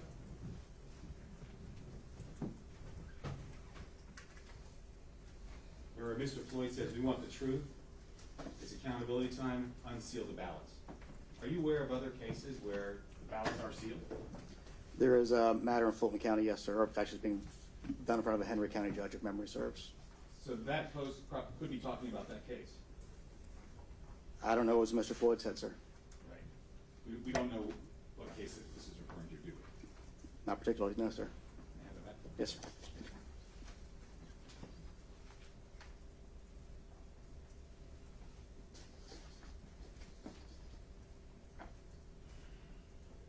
Are you also, you have approximately 67,000 followers on your account? 70,600. 70,600. How many direct messages do you get a day? It varies. Rough estimate? I do it more like the week. I get 3 or 4 a week, maybe, depending. Like right now, I'm going back and forth with a gentleman about something going on in licensing. Okay. And then, how many times a day are you tagged on posts? I have no way of knowing that, sir. A lot. It's common, yes, sir. And it's common that you might miss. You're not paying attention to your notification section every single post that goes through there, are you? When I'm tagged, I generally go take a look at it, yes, sir. But I mean, it's not so overwhelming that I can't, but I don't look at it every day or every hour now. And if you were threatened or intimidated, would you contact law enforcement? If I thought something rose to that level, I would contact law enforcement. And you didn't contact law enforcement in this case? No, sir. Your Honor, I have nothing further. From the state? Okay, all right. Thank you, Mr. Sterling. Thank you. Can this witness be excused from his subpoena? Your Honor, at this time, we'll call Yes, sir. Bond Du Bois. I'm sorry? Bond Du Bois. Can you spell that for the record? D-U-B-O-S-E, but we won't let him spell it as well, just to Okay. make sure the state got it right. All right. This is our final witness.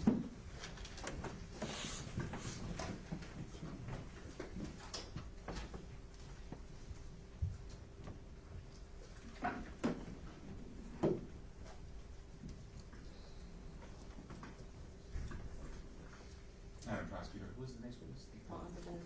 Vaughn? Mhm. Is that law enforcement? It is not. Is that a witness? It is Thank you. from this hearing.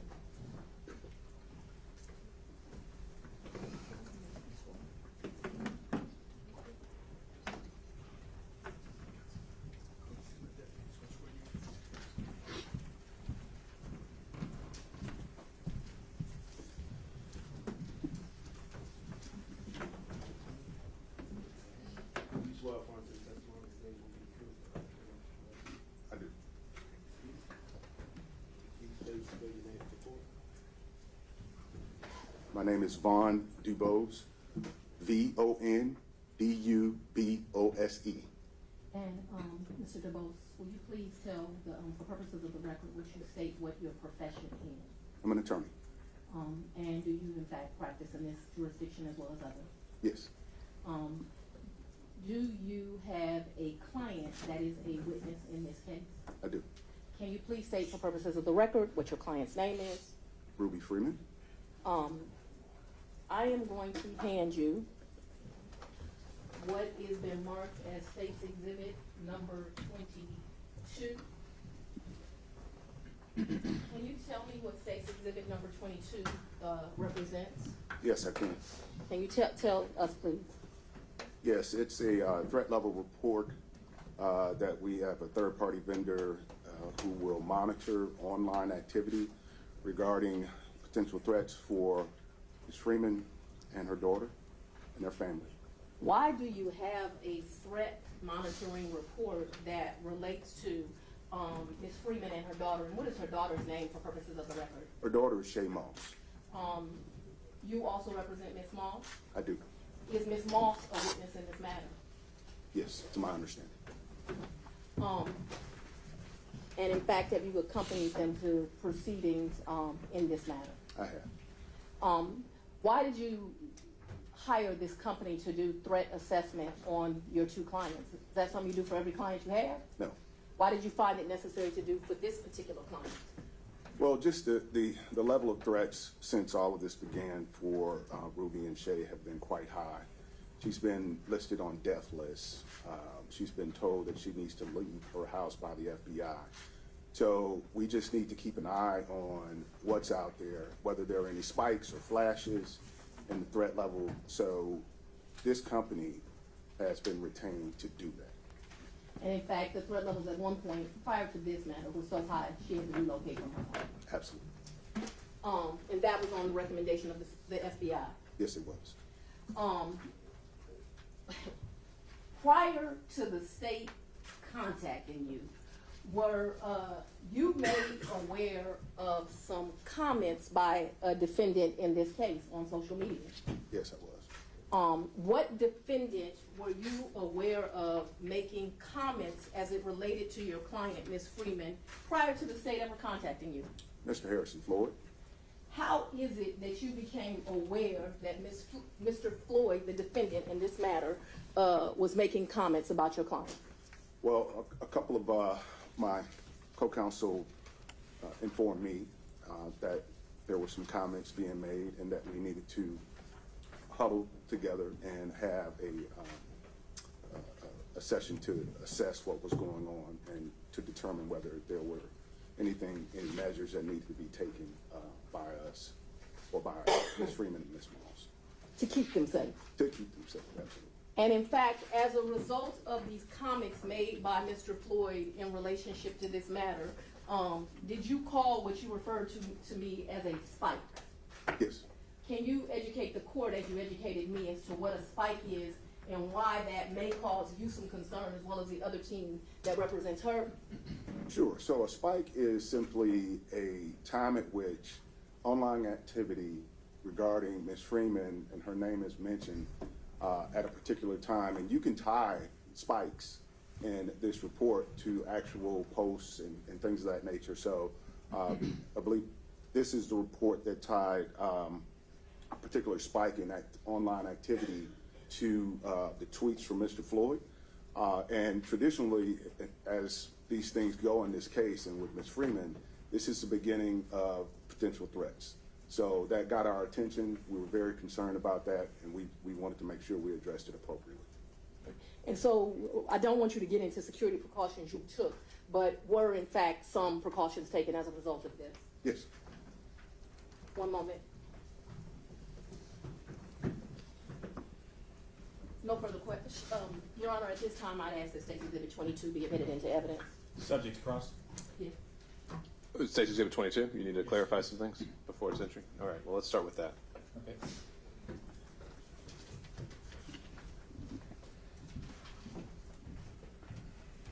This is the report that you had put together. The report is generated periodically. Who is Protect Democracy? Protect Democracy is a not-for-profit. And so they're the ones that are generating this report? No, Why are they on here? Are you Jensen Hughes? Is that your firm? no. Why is Protect Democracy here for the date of November 15th, 2023? Protect Democracy is counsel to Ms. Freeman and Smalls. Are there also an attorney? Yes. Okay, I'm sorry, I didn't know. Just asking. Yes.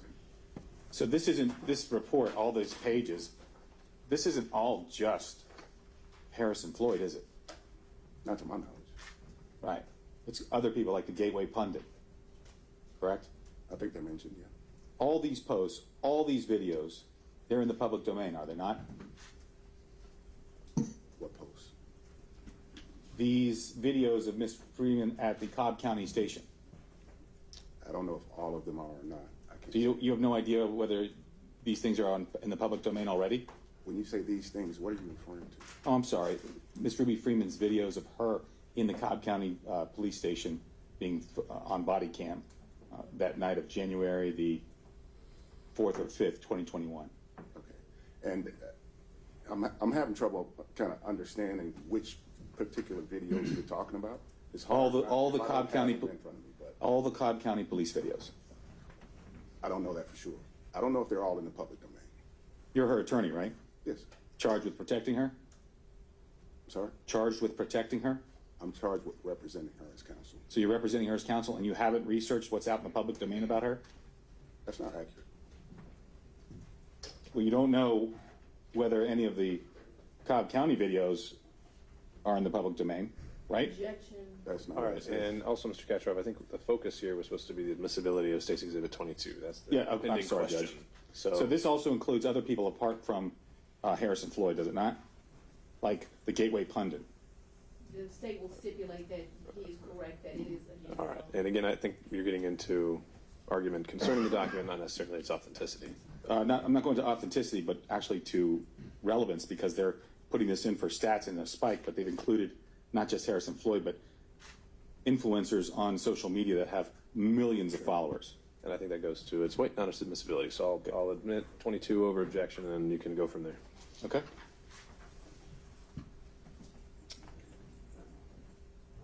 Miss Ruby's address is private, correct? Yes. Phone number is private, correct? When you say private, do you mean? It's not out in public. Well, her address has been out in public, her previous address. And have you spoken to her in the past few days Yes. about this issue? Yes. And did she call the police about this issue? No.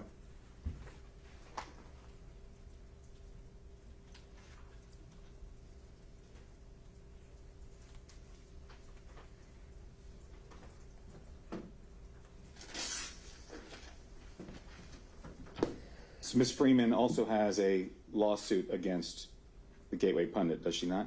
That's correct. And so this report was generated for that lawsuit? No.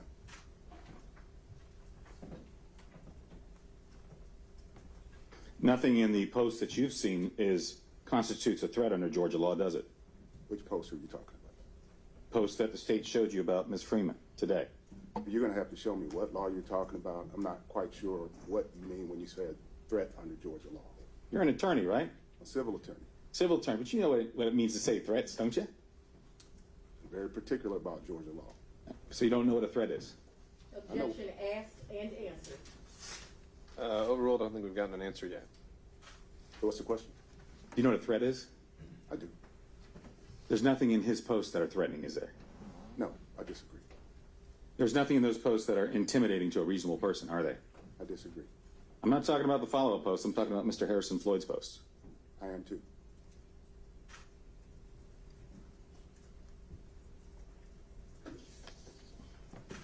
The threat level on this report doesn't show that the spike came from Harrison Floyd, does it? It does. It shows that the spike came from a conglomeration of sources. Have you read the report? I have. Judge, I have nothing further. You Other redirect. questions for this witness from the state? Okay, thank you, Mr. Du Bois. Thank you. That concludes witnesses for the state, and we do have some argument we'd like to make. Of course, Ms. Wallace. Any evidence on behalf of the defense? No, Your Honor, we don't need. Okay. The, Yeah.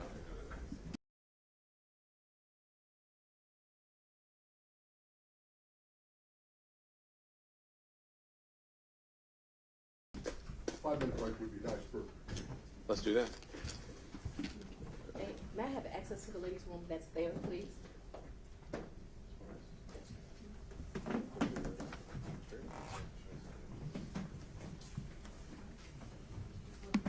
You want to go to the jury room? Yes, that's fine.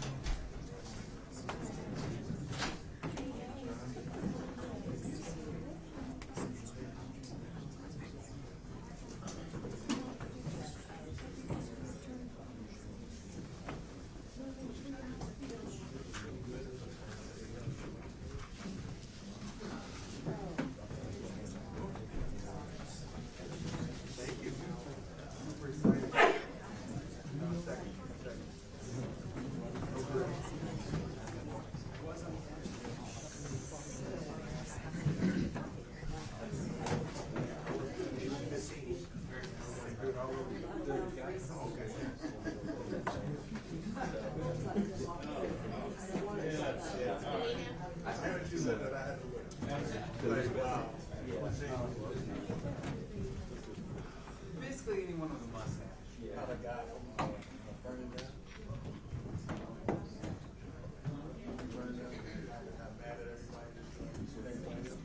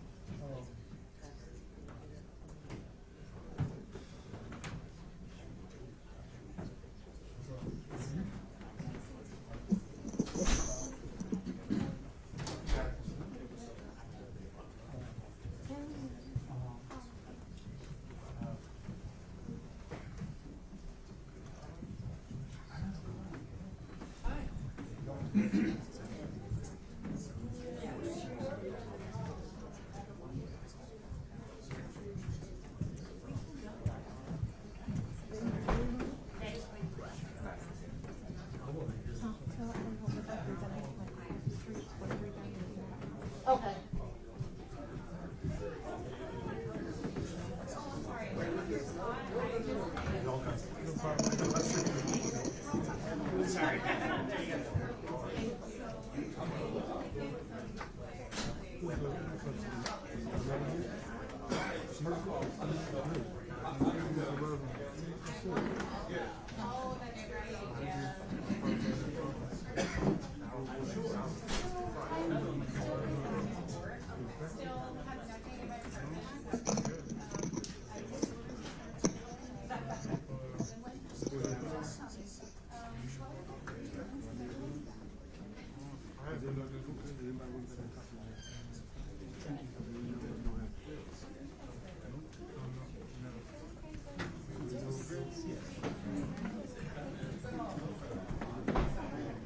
Are you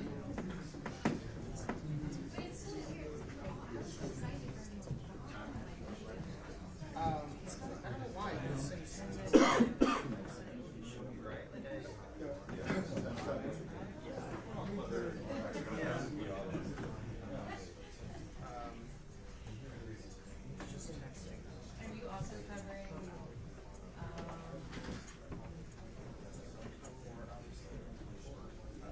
okay, I'll remind you that it's like,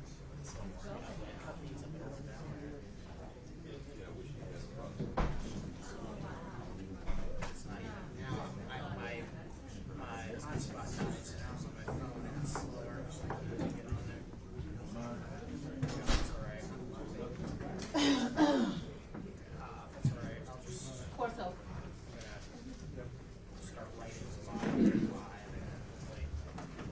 Daisha. Oh, yeah.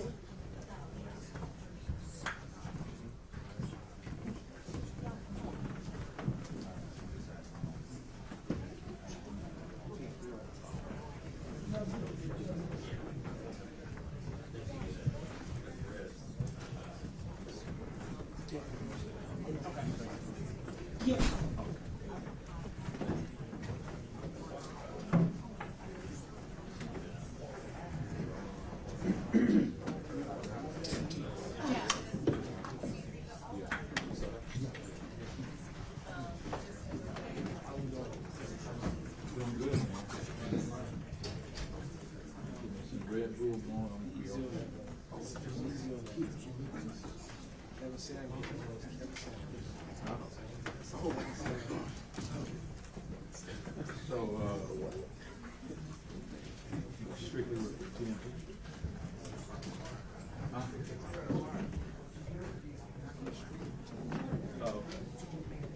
Last time I think I worked with you all was when Bobby Brown's daughter at the hospital. Sam was everywhere. At Emory.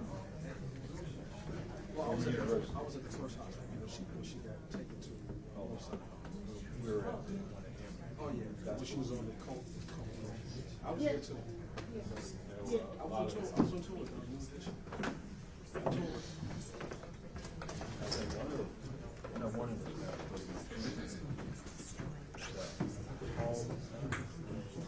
Ronnie lives here. We the cop. Okay. He goes to, he worked out. Yes. That's my dad. Yeah, he always got a big D at nice guy.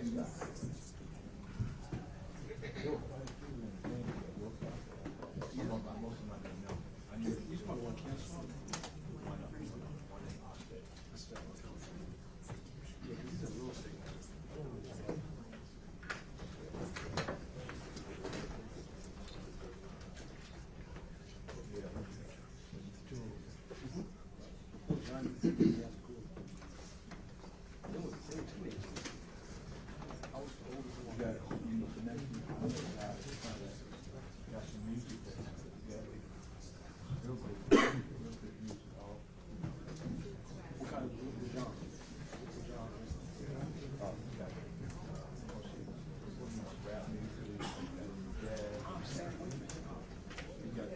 After Diddy, I'm done. You know the people that you in touch with. I mean, I'm walking into a record. I tell you what, I'll pass you along the corner. You guys are social media? Yeah, so he's my boss, but he's also Where's Bill Part-Time? cool guy. He's already got the coach out of here.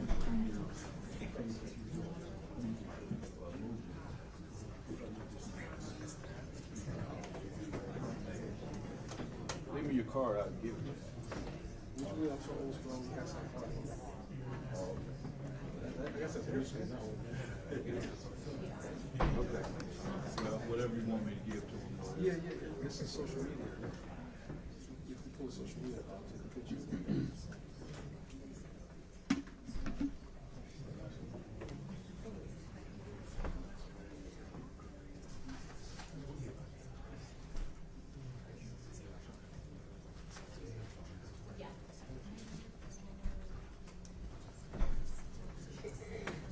come to order, remain seated.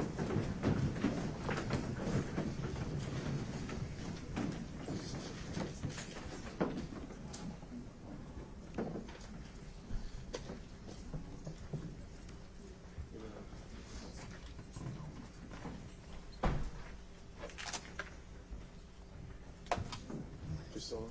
Okay. All right, we are back on the record. Ms. Willis. No, I'm gonna waive any opening, closing, and I'll reserve everything until you. All right, the state would still have the burden for revocation, so we'll turn it over to the defense. Mr. Kaczmarov.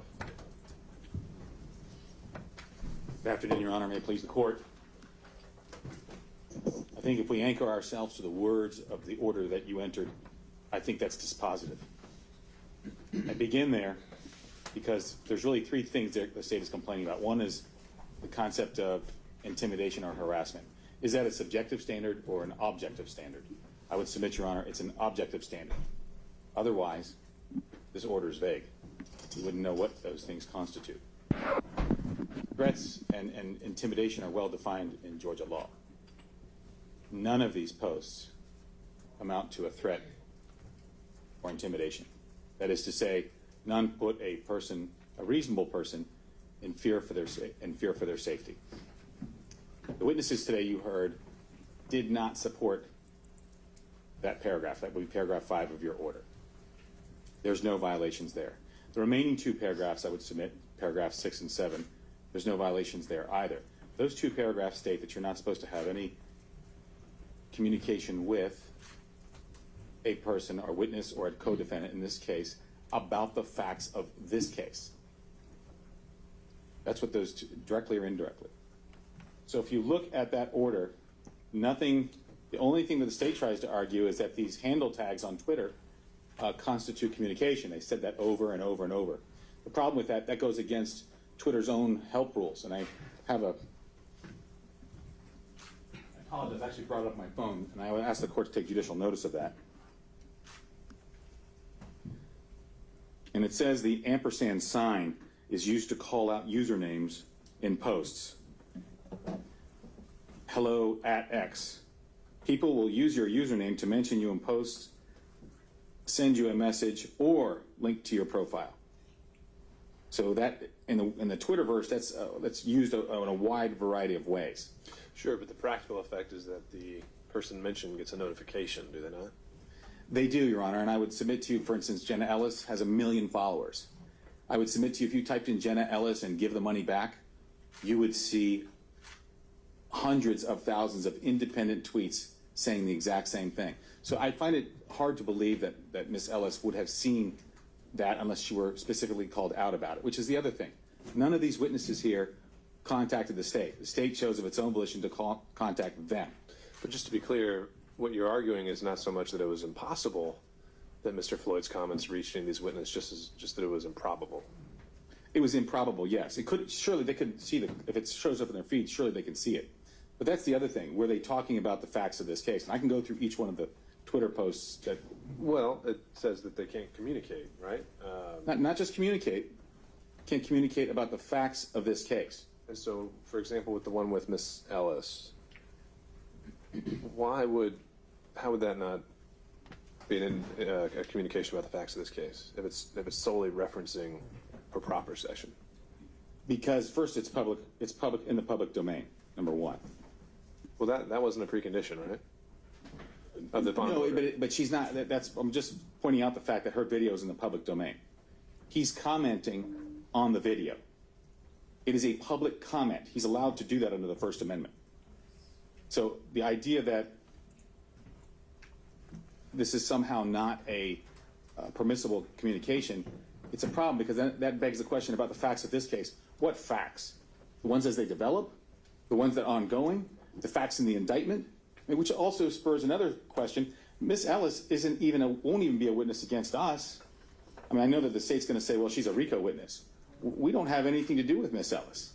Not only that, we don't even have a witness list. All we know, we have unindicted co-conspirators. We have to guess who the witnesses might be. Now, the state has said that they have sent us discovery, but that discovery is like a football field sized haystack about 10 feet high, and we're looking for 5 needles in it. I have to go through 30 or 40 folders and click down only to find out that the file that I'm looking at is a GIF image. So the idea that, well, we've turned it over. I don't know if they've turned it over. I had to search. I had to ask the other day for one of the witnesses' grand jury testimony that they said they had just received. So I don't know what the state has or what they don't have. I don't know who their witnesses are. I don't. That's of no concern to me. Sure, but I think you have a pretty good indication of who they're going to be, at least some of them. I didn't know Gabriel Sterling was a witness. Had no idea, Judge. Zero. But what about the Secretary of State? Right, but that's also a public account. He's not barred from calling out the Secretary of State. Now, if we don't like that, we should change the bond order. I would submit, Judge, that would be the appropriate remedy.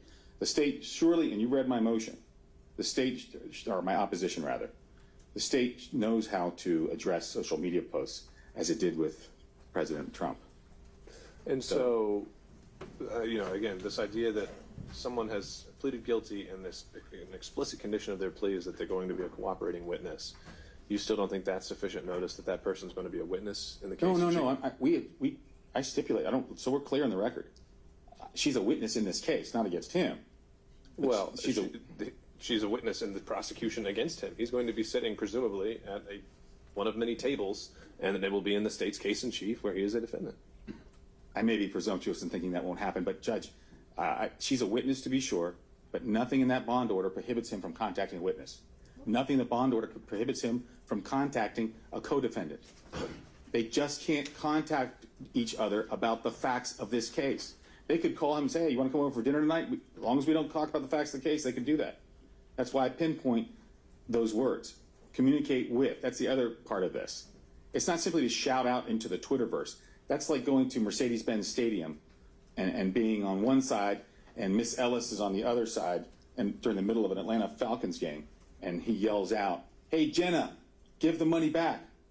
If she happens to hear it, and maybe the crowd starts chanting, give the money back. She's a public figure as well. 1 million followers, Judge. 1 million. She wasn't worried. She didn't know anything about it. She didn't reach out. So we're not contending that she's not a witness. The thrust of this is collusion. Are you getting together with other witnesses to change stories?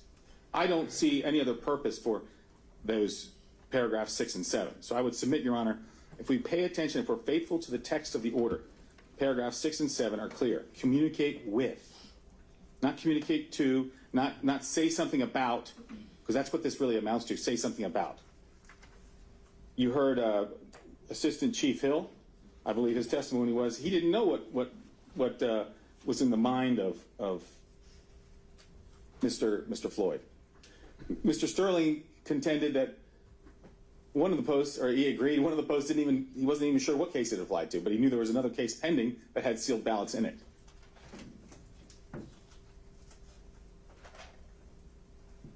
So yes, when you're tagged, it shows up in your feed. But like I said, Judge, you're not required to.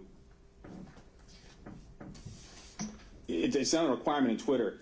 People post. I post things all the time where I will put an @ symbol. Do I think that the other person might see it? It's possible. I don't care. I want to post. It's a political forum. That's the whole purpose of ideas. I mean, you find something offensive.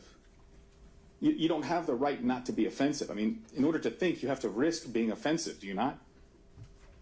So, yeah, just to taking that point, I just want to focus here. I think maybe the Twitter aspect of this may be confusing it, but what would be the functional difference of Mr. Floyd having just written a letter and mailed it to him and assuming that Miss Ellis gets 1,000 letters a day? Because that shows his intent. His intent is to make direct contact. There's a mechanism in Twitter for direct contact.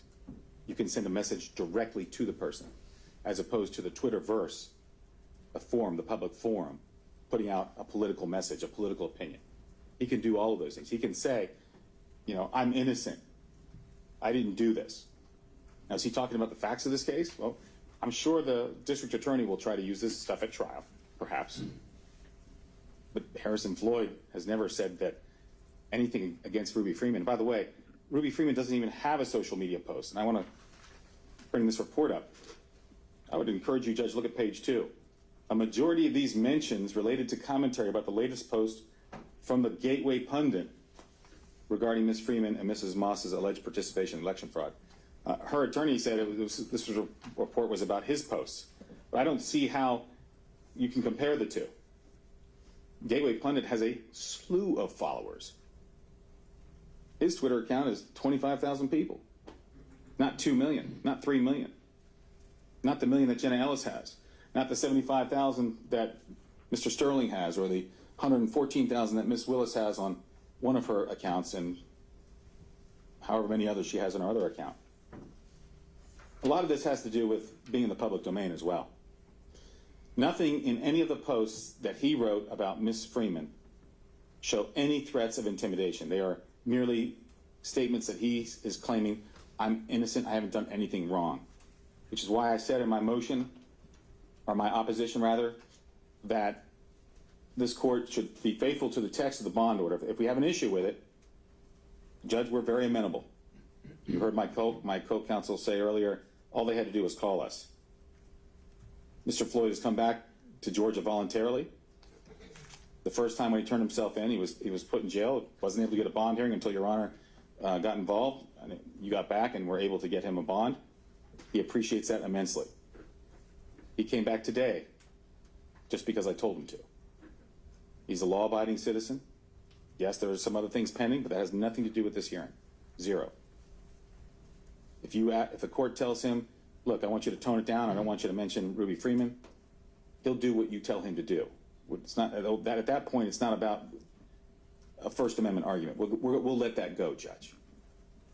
If his rights to speech are in jeopardy versus his freedoms and liberty, his personal restraint, Judge, he's going to opt for his personal liberty. So I would submit, Your Honor, that this whole tactic is somewhat of a retaliation. If you look at when the motion was generated, I believe the motion was generated on the November 15th, just after this court's hearing, because we received it 2 hours after the court's hearing on the protective order. Ms. Willis was in D.C. She personally signed the motion, or they put her signature on it. She was attending an event with a women's summit and also a fundraiser. But the reason why I say it was cobbled together hastily was because Jenna Ellis's post is on the 13th, and she says she saw it a couple of days later. Well, I would submit, Your Honor, that she was raised, the awareness of that was raised to her by the state. I just don't see a million followers how that could happen. And so with that, Judge, I would just check one thing here.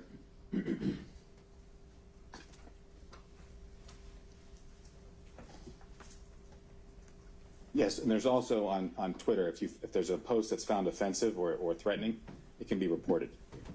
And people should do that. If they want to generate reports, they can. But it would be just as effective to call out posts and say these are inappropriate posts. So with that, Judge, I conclude. May the state be heard. Your Honor, I always like when me and the defense can agree. We agree on something. We just ask you to strictly rely on the order that you signed.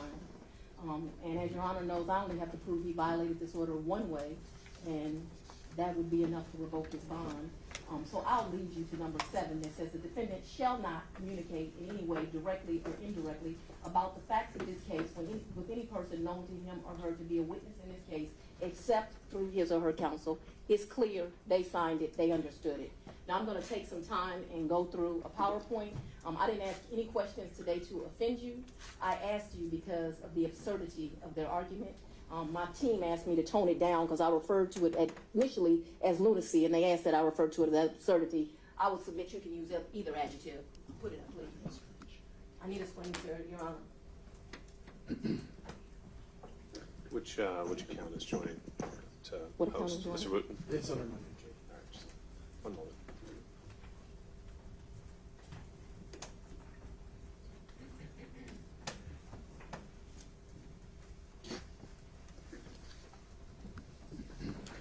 Your Honor, I apologize for interrupting. Is Ms. Willis limited to the scope of my argument, or is she going We'll see if there's a point that needs to. We can go back and forth and back and forth. We don't need to have strict guardrails for argument. What's the first one? Your Honor, just very quickly, Harrison Floyd was indicted by a Fulton County grand jury for count 1, conspiracy to violate, count 2, conspiracy to commit solicitation, and count 31, influencing witnesses. He entered a consent bond on August 29, 2023. The language was plain, and I still contend he violated 3 of the 7 conditions, those being 5, 6, and 7, but I just need one of them. Your Honor, the law is clear. It is clear that the trial courts have the power to revoke bond as long as minimum due process is applied. Your Honor, by this hearing, you've given him due process. The trial court has authority to revoke bond if following hearing, the trial court determines that the defendant violates those conditions. It is clear he violated the conditions. The standard of proofs. In matters initially setting a bond, the state has the burden of proving by a preponderance of the evidence that the trial court should deny bail to protect the community. Proof by a preponderance simply requires that the evidence show that something is more likely true than not. Condition 5, he shall perform no act to intimidate any person known to him to be a co-defendant or a witness in this case, or to otherwise obstruct the administration of justice. We've seen these posts, but certainly contacting the Georgia Secretary of State and Gabriel Sterling and calling them derogatory names is a way of intimidating. Whether it actually intimidated is not the result. It is, was it intended to intimidate? Moving on, he's about to go through some things. Your Honor's been practicing criminal law a while.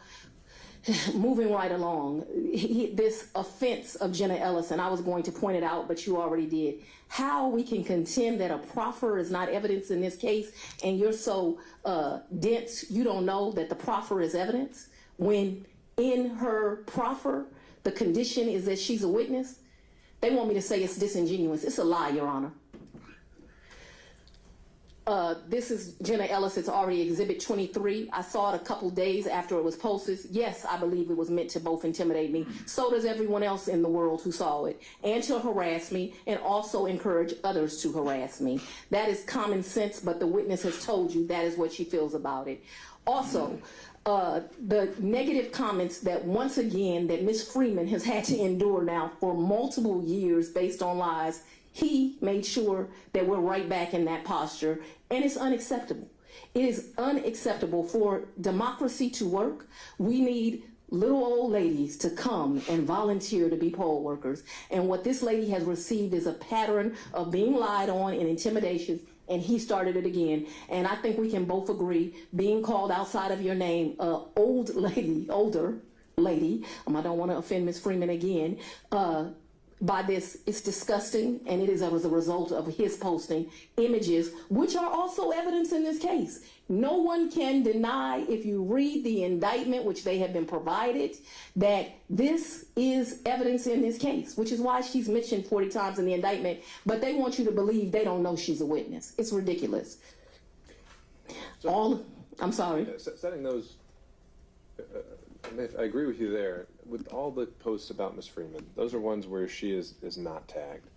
And so I know that we have State's Exhibit 22 showing that there is a reaction just to simply mentioning her.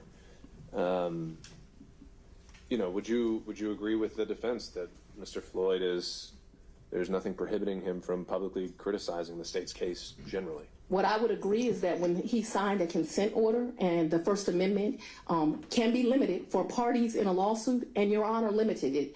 And the case law is very clear that there is a public good of keeping the community safe that you are required to do, which is why you made those limitations, and that his First Amendment rights to say whatever he likes, if they interfere with the trial of a case, can be limited. And I'm going to take your honor. No question that it can be limited. What I'm wondering is, though, were they limited here to the extent that he couldn't talk about the case at all? They were limited in the fact that he could not talk about the facts of the case, referring you again back to paragraph 57. It's not ambiguous, it's clear. It's the black letter. Cannot talk about the facts of the case. This video of Ruby Freeman are the facts of the case, and it's in the indictment. Let me read you some of the law that we have, and this comes straight, Your Honor, from a Supreme Court of the United States case, Seattle Times Company versus Reinhardt, February 21st, 1982. So this is not new law. In the footnote, parenthetical 12 of 1718, although litigants do not surrender their First Amendment rights at the courthouse door, those rights may be subordinated to other interests that arise in this setting. For instance, on several occasions, this court has approved restrictions on the communication of trial participants, which he's a named defendant, he clearly is, where necessary to ensure a fair trial for a criminal defendant, which this could have impugned not only on his rights, but his 14 co-defendants still remain with him. Also, Your Honor, it says in that case, in the conduct of a case, a court often finds it necessary to restrict the free expression of participants, including counsel, witnesses, and jurors. Your Honor, you restricted it when you signed this order. Not only, what makes this so disgusting is he consented to this order. So this wasn't even put upon him. He agreed to this order. They want to tell you about 5 days. Those were 5 days he chose. They know that we tried to work with counsel, but that's irrelevant. He was given the benefit of the doubt. He was treated like every other defendant, although he had an open case. He was given an opportunity to cooperate with the rules of this case, and what he really did was spit on the court and refused to oblige by 3 of the 7 conditions of this bond order. So no, he does not have the right to communicate about facts of this case with witnesses, which he did with Jenna Ellis, which he did with Sterling, which he's very well aware of and was served. And it is not the state's fault if the defense is unprepared, which was their argument. We're unprepared, we don't know what's in the discovery. Not my problem. How is he communicating with Ms. Freeman in this post? When you put something on a social media page that's reviewed by 400,000 and you put it in an open space, you have the ability to indirectly communicate with Ms. Freeman when you put it in the public space. Perhaps they could have some sincerity in that if he had a closed page that was not watched by many. Do you understand what I mean by a private or a closed page? That is not the status of his post, which is why close to 500,000 people saw it. Again, response, mentioning Jenna Ellis. Again, I guess they want you to believe they don't know Jenna Ellis is a witness in this case. On and on, Your Honor, and you have it, and again, I don't want to waste your time. And the response is just what you could expect. Ms. Ruby needs a bodyguard or she's going to get Epstein. This is a direct result of his conduct, which is why you, as the trial court, have a duty, and in fact did your duty, to keep witnesses in this matter safe. Moving right along, if she'll live to see this day, there's no denial that as a result of his conduct, a witness was put in greater harm and greater hate was again spewed against someone that's had to go through this for 3 years. Condition 6, he shall not communicate in any way, directly or indirectly, about the facts of this case with any person known to him to be a co-defendant in this case. I guess they want you to believe they didn't know Jenna Ellis was a co-defendant. You can look at the post. It's part of the record in here. Jenna Ellis again saying she saw it, which means there was an indirect communication with him. Your Honor, I just need to prove he violated the order once. He knew what he was doing. They signed this order. They agreed to it. There was a good reason to have an order with these conditions. And what we're really here to decide today is, does this order mean something or not? He doesn't get a, oh, I'm sorry, after I've already intimidated the witnesses in this case. It's too late. You should not have done this. You knew it was against the rules. You put someone in danger as a result of doing it, and now you need to be held accountable for it so that we can make sure that all of the defendants in this case get a fair trial and that witnesses are kept safe. Moving right along, Your Honor, you'll have all of these in your communication. There was some debate, again, lunacy and absurdity, that we don't know if this is Harrison Floyd. Your Honor can look at the post and see his image tying this to him. Jenna Ellis, again, in these posts. Authority of the court. Bonds in both felony and misdemeanor cases may contain conditions so long as the conditions are reasonable under the facts and circumstances of the case. I would suggest the conditions you gave him were reasonable, which is why they signed up to them and agreed to them. And Your Honor, it is not, we limit Fourth Amendment rights all the time in giving bond orders, giving someone the right to search. Same thing with First Amendment rights. Authority of the court. One of the court's functions is to balance the defendant's rights with the interests of the public. The public is Ms. Freeman, who served, keeping her safe. The public is also Ms. Jenna Ellis. The public is witnesses and jurors who will come and testify.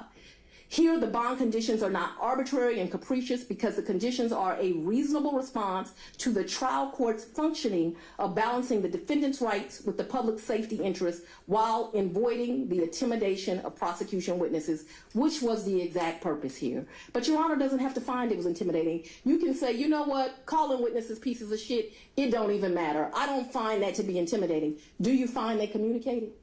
Do you find that they communicated with co-defendants? Do you find they communicated with witnesses? If you find that, then you find that he violated the bond order, and you have to decide, do we have an interest as a society in keeping witnesses in this case safe? Do we have an interest in this case of keeping the other defendants from having a fair trial? Authority of the court. Although litigants do not surrender their First Amendment rights at the courthouse door, those rights may be subordinated to other interests that arise in this setting. For instance, on several occasions, this court has approved restriction on the communications of trial participants, which he is, where necessary to ensure a fair trial for a criminal defendant. There are other criminal defendants in this case. In the conduct of a case, the court often finds it necessary to restrict the free expression of participants, including counsel, witnesses, and jurors. Again, the cite for that is Seattle Times versus Reinhart, 467 U.S. 20, 1984. Defendant Floyd violated his bond, and it should be revoked. OCGA Ayala sets out 4 factors a court must consider when setting a bond, including he violated 3 of the 4. His rhetoric poses a significant threat or danger to witnesses in this case in the community. He poses a significant risk of committing a felony committing trial. He poses a significant risk of intimidating witnesses and otherwise obstructing the administration of judges. The absurdity of the defendant's argument. Defendant falsely claims that he does not know who the witnesses are. Your Honor, that's just a lie. It's just a lie. There's no other thing to call it. You're not aware Jenna Ellis is a witness? So I know that it annoyed you to ask that question. But I wanted you to see in their own motion, they know she's a witness. And they should not have told you that. Defendant Floyd in his own motion refers to Jenna Ellis as a witness. Defense motion, page 8, line 9. Defendant Floyd in his own motion refers to Ruby Freeman as a witness. More absurdity. In indictment number 231888947, Ms. Freeman is mentioned 40 times, but putting the defendant on notice, she is a witness. In indictment number 23SC18947, Secretary of State Raffensperger, who he tags, is mentioned 4 times. I think that puts them on notice that he's a witness. The defendant has the witness transcripts of the Secretary of State, Mr. Gabriel Sterling, and Ms. Freeman. They are aware with these witness statements that they are witnesses. Defendant states in his motion affirmatively that Mr. Floyd's post did not stir the pot against Ms. Freeman. Really? You saw the post. It absolutely stirred the pot. And so for them to put that in their post when they saw, as he called them, the ugly, racist, violent comments, that is a direct result of his conduct. However, a cursory review of the response to Mr. Post show that this to be another lie. Miss Ruby needs a bodyguard or she's going to get Epstein. Ruby is, if she lives till a trial. I'd love to see her daughter in the slammer, 2 corrupt losers, up into it, bury this under the jail. Ruby should be in prison. She's a racist. Because he's the one that's scared she's afraid of white folks. Racist pig. It's no question that that is not true. Dirty damn rats. All of it is untrue, so they should not have stated it in their motion. Defendant wants this court to believe when you tag someone in a post, it does not notify them. The entire purpose of tagging someone is so it hits their feed and they see the post. Take judicial notice of that, Your Honor. You don't even have to, though. You had witnesses testify to it. They make this silly argument because it is clear that it's communication in violation of the bond order. They know it's communication. I'd submit to you it's direct communication. But it doesn't matter. If it was direct or indirect, he violated his bond order. In 2020, Ms. Freeman and her family members were intimidated by people as a result of her name being disclosed on social media, and it is this intimidation which Mr. Floyd was indicted to represent to the court that his recent post of accusing Ms. Freeman of the exact same things that were done before and indirectly targeted Ms. Freeman is absurd. Defendant wants this to court to believe that the last thing Mr. Floyd wants is for Mr. Freeman to form an impression he's somehow against her, except his post show that. Yet it is Mr. Floyd accusing Mr. Freeman of his post of being a fraud.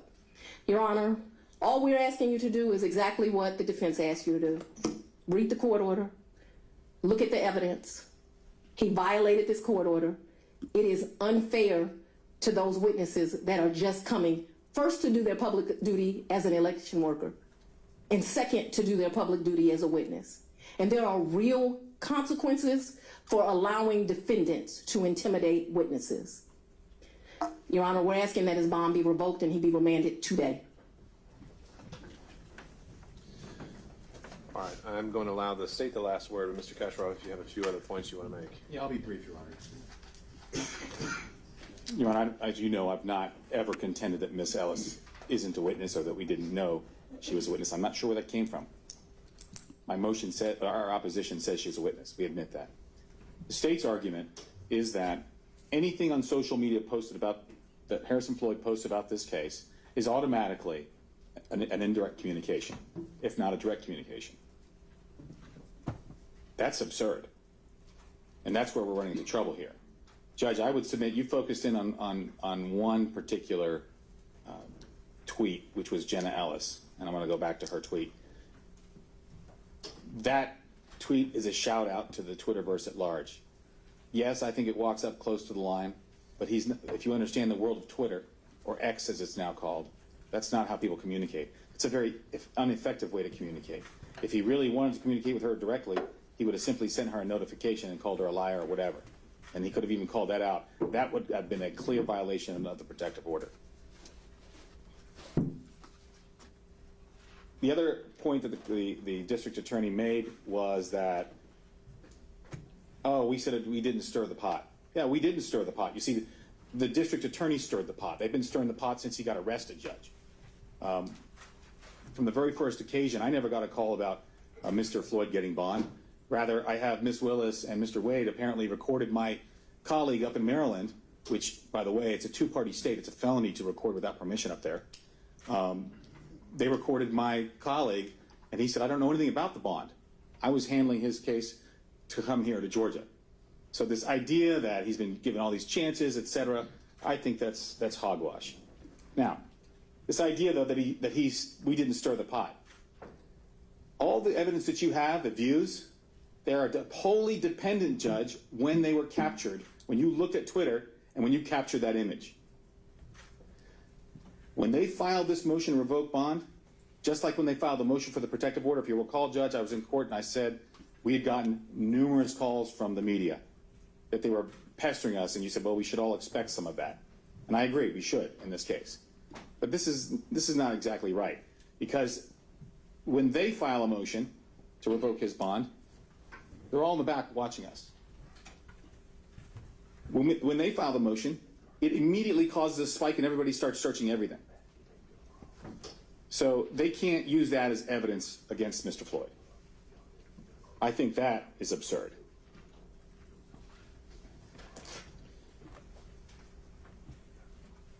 The other thing I would leave you with, Judge, I really believe that the words of this court order are pretty clear. And I think the only thing that you have to discuss or to analyze today is whether you believe he was communicating with Jenna Ellis in that one post. I think that's the only issue that you are faced with, because it's an indirect tag. Now, it's not an indirect communication, and as I've said, the Twitter help file is just dispositive on that. It's a shout out to the Twitterverse.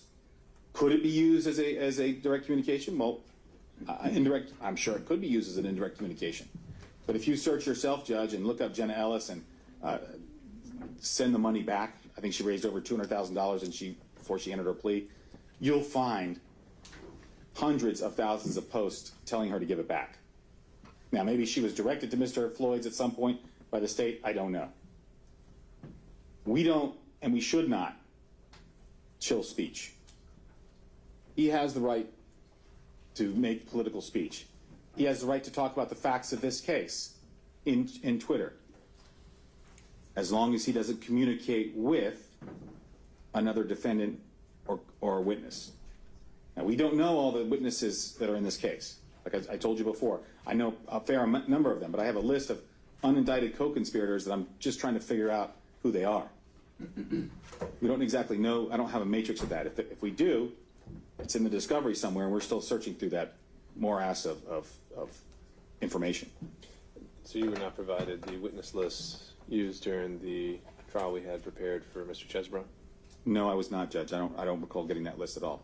All right. If they did, I couldn't sit here today and tell you they didn't put it with this mountain of stuff, but the way they turned over discovery, I've never seen anything like it. They just handed, 80 folders down, yet you find this one little GIF image, a little picture that belongs to another file that's down a different tree, 50 folders. It's absurd. That's absurd. So at the end of the day, I think the rule of lenity is appropriate here. If the court feels that something is amiss, or you want to correct something, or we need to make something more clear, I think we need to give Mr. Floyd the benefit of the doubt. This is not giving him a second chance. I'm not asking for that because I don't believe he violated the words of the bond order. I think the bond order is crystal clear. Do I think he walked up close to the line? Yes, he did. Have we had discussions about it? Sure. But in terms of the last part with the 13th and 14th, when we're accused of, quote, leaking a video, that video wasn't leaked. There was no protective order on any of those proffer videos. That wasn't even a leak. Yet Mr. Floyd's November 13th and 14th posts are responding to that purported leak because the district attorney absurdly put in a typo from my colleague where he said, we are the source of the leak. And he then sent another email back pretty quickly that said, we are not the source of the leak. I'm sorry, that was a typo. I typed too fast. They did mention that it was a typo in their motion, but they only included one email. The press picked up on that one email and things started to go crazy. That's the nature of this case. So if we're going to limit speaking, every time Ms. Willis goes to Washington, D.C. and attends one of these events, we get spikes in Twitter. The same time that he was making these other comments, that's when she was in D.C. at these events. So the words of the court's order are clear. The burden has not been met by the state I'm positive the burden has not been met for the concept of intimidation. That's a legal definition under Georgia law, and it requires one to be objectively and put in reasonable fear of harm by the words that were spoken, not by responses, not by any of that stuff. And then with respect to the last two, paragraphs 6 and 7, you won't communicate with. It means alongside it, I won't go to this man and say, I communicate with you. I want to talk to you. As opposed to me addressing you here, knowing full well he can hear me. And saying, well, John Morrison is our co-counsel. I'm not communicating with him, but he can hear it.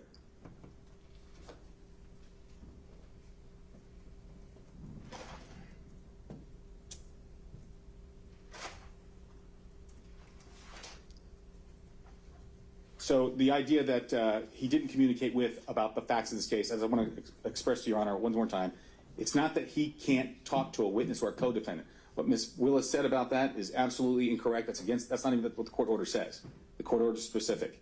You cannot talk to another witness or co-defendant. You cannot communicate with them about the facts of this case. The whole purpose of that number 6 and 7 is to avoid collusion. That didn't happen here. What we have here are First Amendment issues. If you want to curtail, I would submit, Your Honor, we should adopt what the President's bond conditions, where they explicitly mention the First Amendment issues on Twitter, because the President is known for that.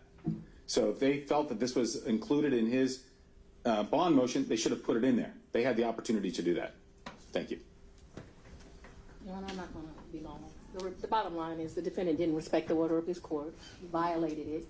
If you have questions about intimidation, don't go to that paragraph. Go to paragraph 7. Although you have a witness, Ms. Jenna Ellis, telling you she felt intimidated, and Von Du Bois, who represents another witness, telling you that he interpreted, that his team, to include his client, interpret that as intimidation. But you don't need it. All you need is paragraph 7, which says he's not to communicate. This notion that tagging someone doesn't get a message to them is really lunacy. All right. I'm going to compile my notes, and I'll be back in 5. We can hold in place.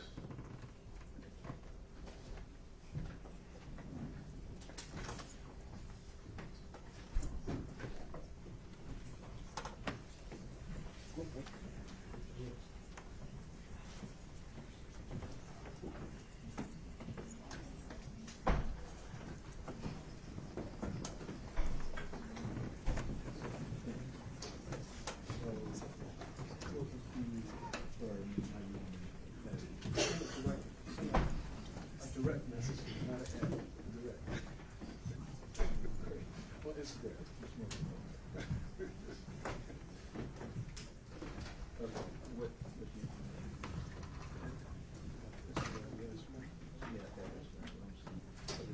We'll just type on it. Trying to be Is this a blackbird? No. Oh, this feels like a blackbird. No.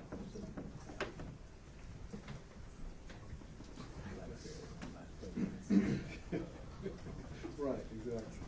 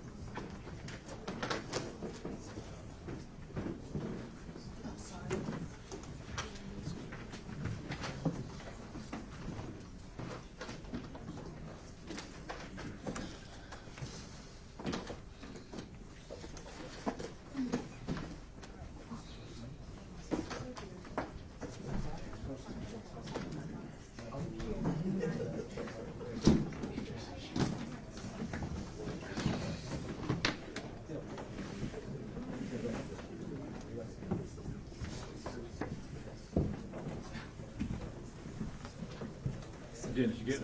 Yeah, I got it.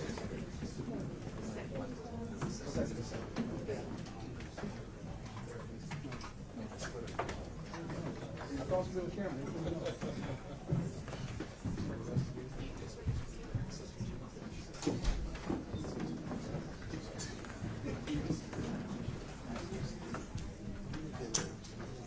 Dennis? Yes. He did say 5 minutes, right? 5 minutes. Yeah, 5 minutes. We're about 2.5 minutes.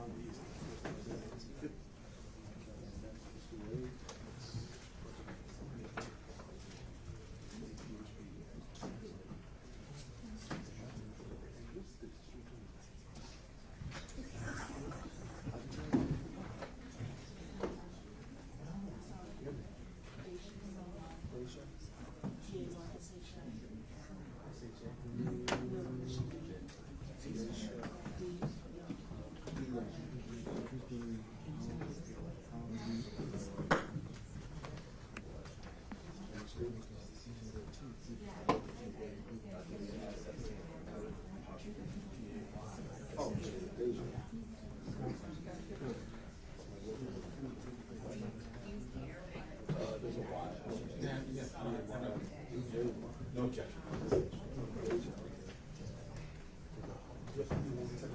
No, you can just put him up there. He has them.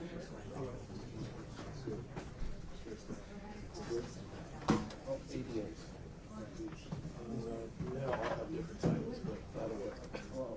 Titles of what?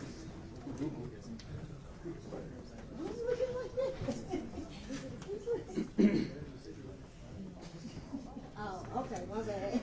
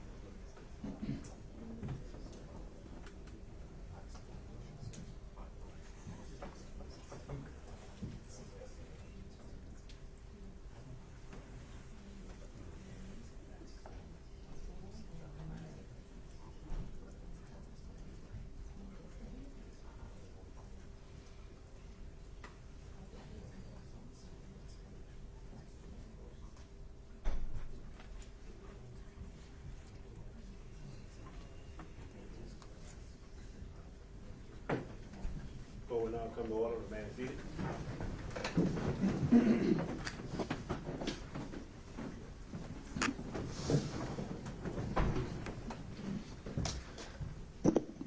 All right, thank you all for your patience. So just a few thoughts to share. And the first, I would just say how we got here. At the outset, I'll just note that at the time of indictment, we were in this courtroom in the middle of another murder trial, so I was not able to conduct the first appearance for Mr. Floyd. But throughout that week during the trial, we were presented with these consented bond orders, which were negotiated by the parties, and that I signed without a hearing. And Mr. Floyd agreed to abide by the terms of it. And I think it's clear from the case law there is no constitutional right to bail. And a bond can contain special conditions as long as they're reasonable under the circumstances. And often those can curtail or even eliminate a defendant's constitutional rights under the First Amendment, under the Fourth Amendment, such as forbidding contact. We see that quite commonly. And the question becomes, the trial court has to balance the rights of the accused, as well as the public safety interests that are raised by any particular case. But I'll also note that a defendant is generally allowed to publicly criticize the merits of a case, to say that the prosecution doesn't have a case, to challenge the strength of the evidence, to speak his mind. And I don't see anything in this consent bond order that limited general criticism of the state's case. Each of these conditions had components to them, had preconditions, but there was no general limitation of talking about this case. But obviously that criticism not cross a line and ever evolve into witness intimidation. And I think, as the defense was willing to concede here, Mr. Floyd seems very boldly willing to explore exactly where that line lies in this case. And I think the state has made a compelling argument on many of these points. But in categorizing these statements, on the first point of intimidation, we don't see, as we might see in these bond conditions, as they're traditionally understood, someone posting the personal info of a witness or a co-defendant. We don't see someone directly messaging, again, as that's traditionally understood. And we don't see in the wording an explicit indication that something ought to be done about these individuals or that they should be targeted in some way. I read these as seeing more that someone is wanting to defend his case in a very public way. And so on the question of, and especially when it comes to the public officials, I think we've, as Mr. Sterling testified, when it comes to intimidation, they've endured far worse than is presented in this motion. I think it becomes a much closer question when we start talking about whether this is direct or indirect communication. And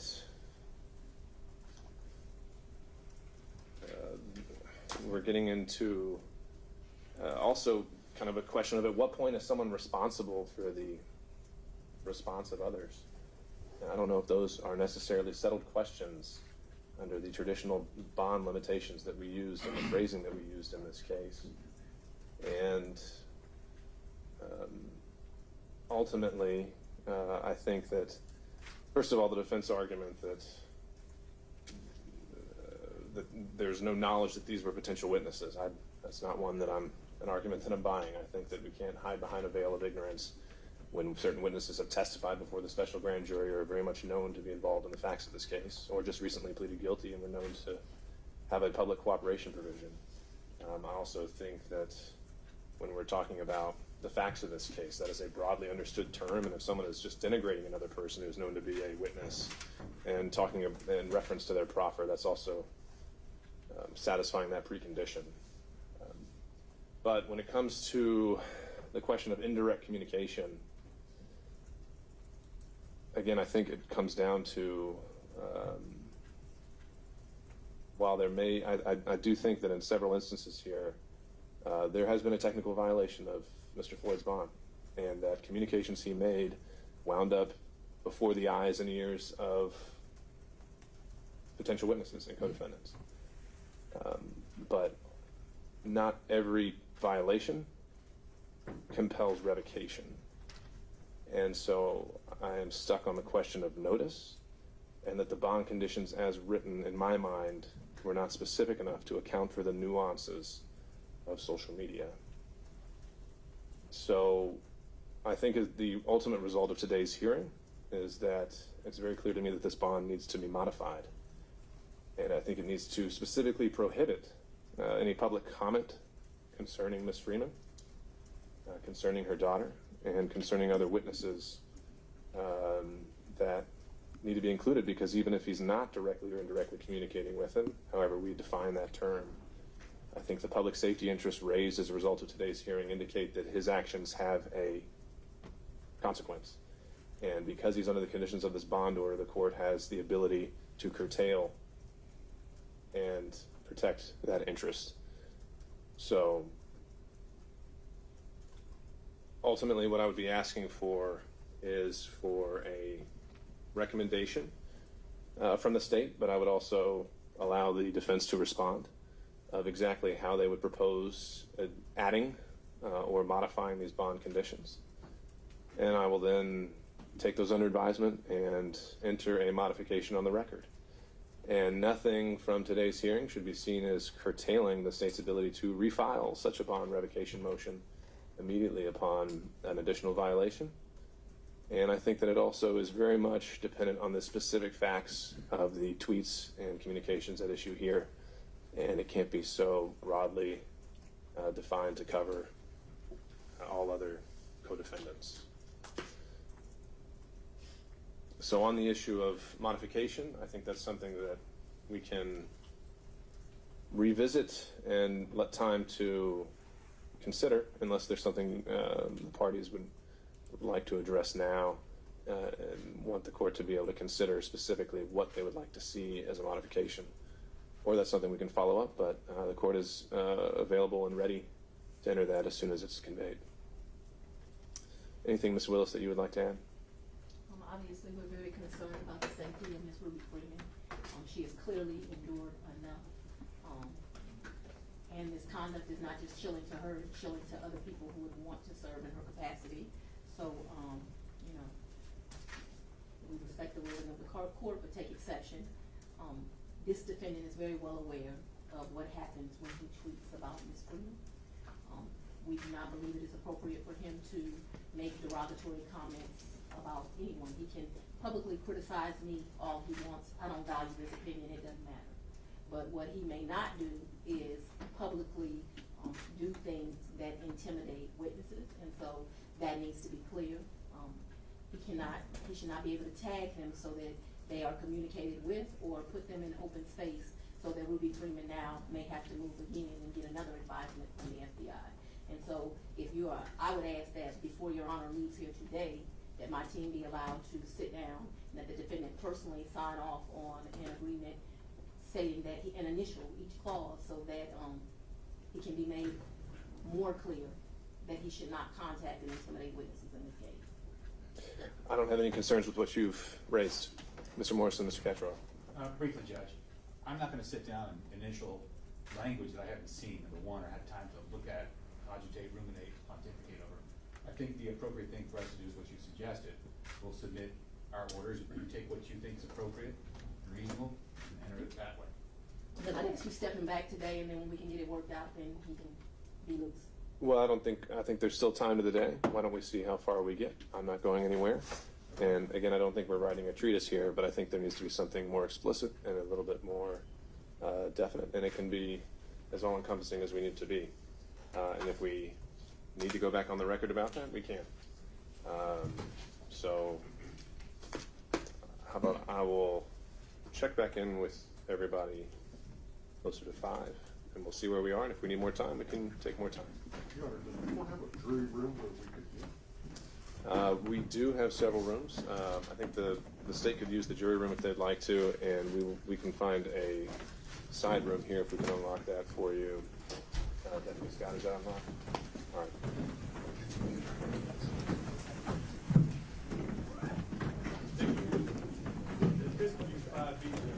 All right. So the adjoining courtroom is also open.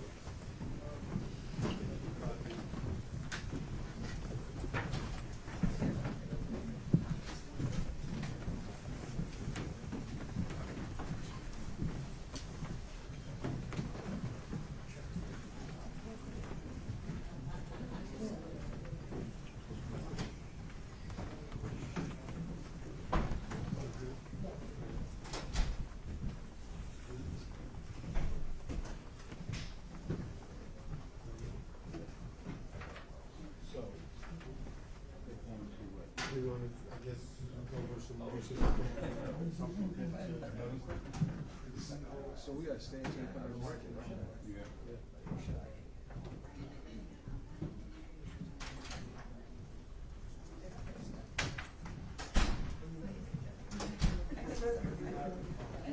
All right, how you been? Good, thank you. Good. Yes, ma'am.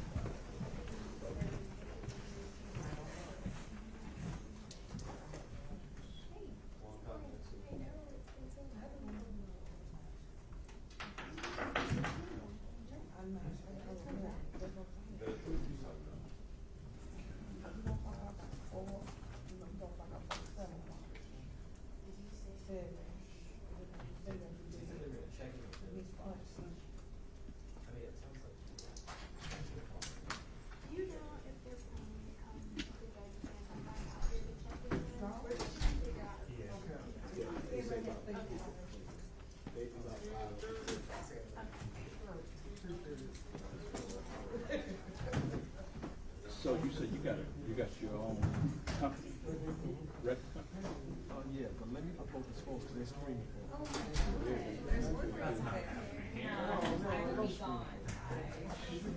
Trying to get it on the 75 News, West Coast.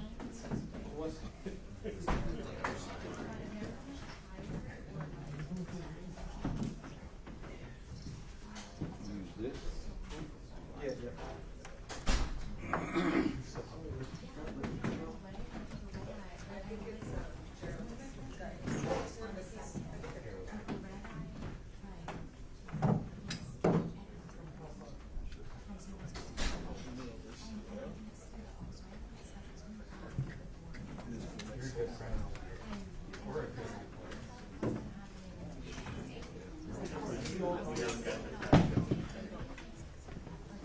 Each side, one. Yeah.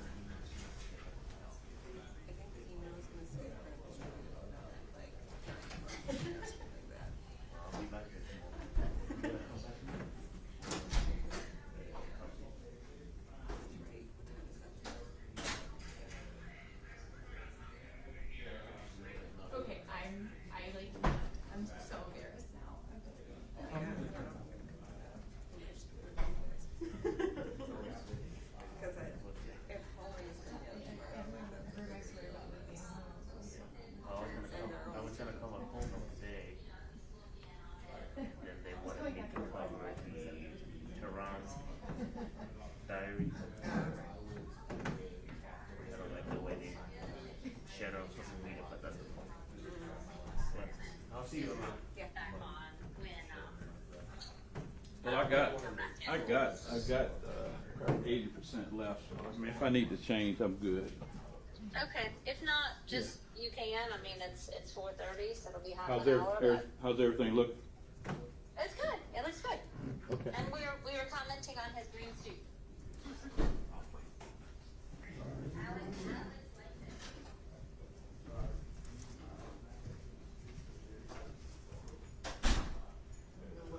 Where's King at?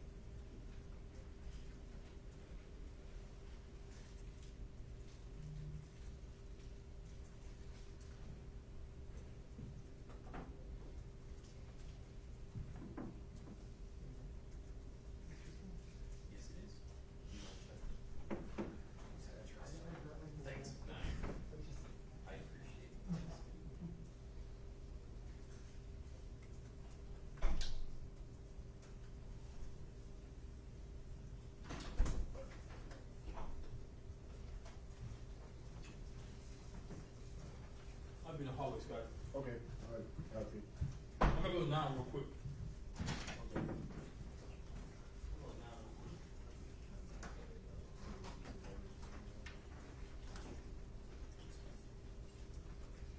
It's so funny because I thought it was going to be dispatch today. And then I was like, oh, it's going to be 30 minutes. Hey, did you see him? Okay. What is that? Sure. I'll unload this way. People come back in. Stand aside from where you at, sir.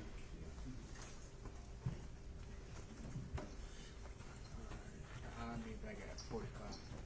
Okay.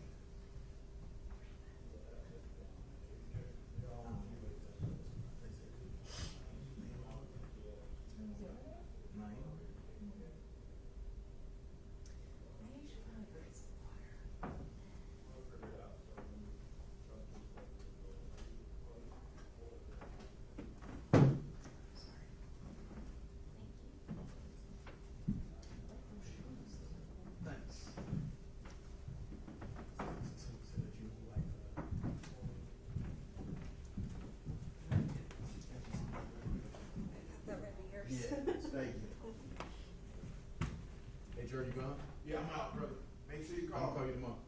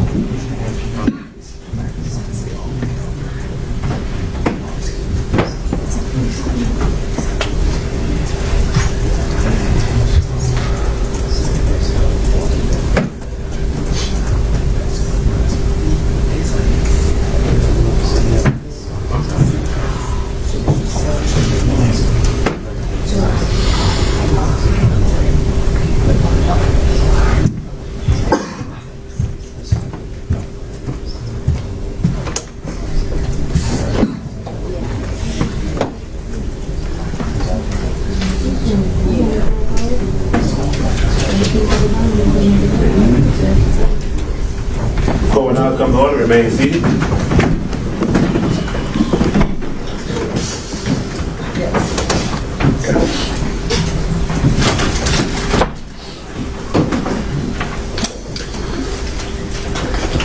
All right, we remain on the record, and I've been provided with a proposed modified bond order for Mr. Floyd by the state. And was there anything for me to review from the defense? Yes, Your Honor, I didn't get a chance to see their order, but we have one, just a few bullet points that we thought would be. Okay. Can we get an extra? Do we have an extra copy? Can we print off another? Your Honor, are we able to see those recommendations of the defense? Sure. No, well, yeah, I've seen those. And we could give. I think there's a good bit for the defense to consider and digest here, but I don't have a copy. Well, the state's looking at the defenses right now.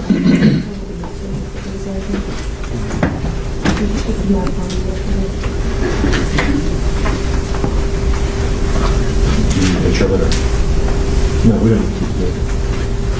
Tender this to the court. Yeah, take. Tender properly.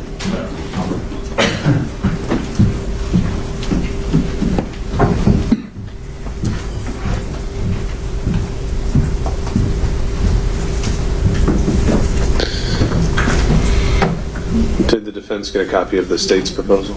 No, check. Thank you, sir. Okay, that's going to take a minute to review. So while you're doing that, and we might still just need to wait until we can actually discuss this in depth for a few minutes here. But I'll just note for the record, the defense proposal here is handwritten that says no tags, no DMs, emails, texts, or calls. No Ruby or daughter, but can respond. Ruby says something about Harrison. State provides a comprehensive list of witnesses, but Harrison can respond if mentioned by a witness. No statements by the state that criticizes Harrison. Okay.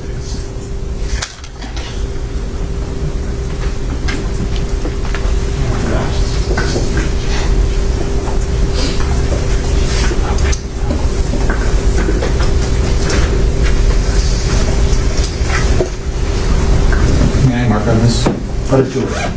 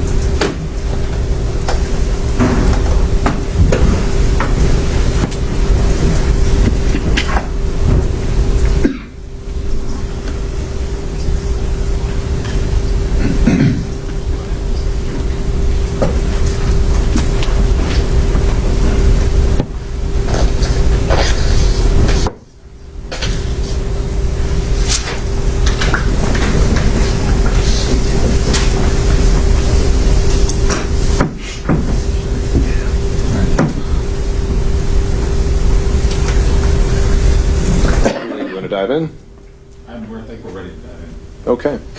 All right, well, let's use the state's modified bond order as our working copy. Okay. And we can just try to go through this paragraph by paragraph. As I read it, 1 through 9 on the first page are essentially duplicative of the original bond order. Any concerns with 1 through 9? Yes, Your Honor. Specifically, I don't believe number 2 and number 5 were included in the original bond order. Those two are different. There was he has to report. I don't know if I brought my original copy out. The only reason why I said it is he does report them out, so. That is the original bond order. Yeah, that one does. My mistake. Yeah. My son. Okay, yeah, that's not an issue. I just don't have to have him travel back and forth monthly. Okay. And then number 5 shall have no contact. That's different than the order. Sure. I don't think that's appropriate. I think the issue here is collusion. The issue here is he shouldn't be, well, we obviously, we don't want him to make statements that would inflame folks one way or the other to go after somebody. That's the intimidation one, that's secure. But I think a no contact order, almost like a protective order, I think that's a little bit extreme. I mean, if the president were to call him, he couldn't talk to the president because this would be a no contact order. The president's order doesn't have a no contact. I think there needs to be some kind of a carve out. Was he speaking about defendant Trump? Oh, hold on a second. Just remember, y'all, we're on the record, and so we need to make sure that we're speaking into the microphone because our court reporter is remote. Okay, so just to note, so originally we had as shall not communicate in any way with any person known to be a witness or a co-defendant except through counsel. So now that has essentially kind of been consolidated to make it very, very clear that it's just no contact with any co-defendant witness or anyone specifically named. And we believe this is in defendant Trump's motion, if you want to pull it as part of your record. President Trump. Mr. Floyd, it's not your turn. So it's in the co-defendant's bond order. It is in the co-defendant's bond order. All right, so Mr. Kacharov, is there a specific witness, co-defendant, or person named in the indictment that you think there should be a carve-out for? Well, first of all, for those that respect counts 30 or 31 for sure, that would be defendant Stephen Lee, that would be Trevion Kubi, and then unindicted co-conspirator number 23, whom we believe to be Harrison Douglas. All right, but just so I'm clear, beforehand. Remember, it was no direct or indirect communication about the facts of this case. This is absolutely no contact. Period. Sure. So that's the difference. I just want to make sure that that's what the court wants to do. And so you're saying that the difference here and what's needed is that Mr. Floyd should just be able to casually keep in touch and stay up to date, just on a social level with these three individuals. Just on. No, I mean. And it's not about the facts of the case. This word's confusing to me. Were they personal friends before this indictment? No. I don't. Actually, I don't understand the difference now. No contact versus communicate. What does that mean? I think it's just making it very explicit. No contact. You can't shake his hand. You know that's no contact. Well, that wasn't in there before. That wasn't any part of the allegations of the state. I mean, I would object to that going in. I think that's just a bit onerous for the occasion. Well, onerous in that, how does it change what he's already been doing the last, what are we now, 4 months? Because I understand your point, but what I'm saying is so is communication contact? Because if it is, we're being duplicative in the court order. You know, I could say necessarily wordy. Sure, I could see that there's some overlap with 5 and. But there's a specific concern, like you don't want him to be contacting Ruby. Fine. Don't contact Shay. Fine. I don't have a problem with that. We're not interested in contacting those two folks. Your Honor, may I speak? it is typical in bond orders that co-defendants are not allowed to contact each other, and they are clearly co-defendants in the case. And so this is not an unusual request. All right. It just wasn't there before, so. Sure, noted, but it is a very standard condition. And I would say, safe to say, almost every single case.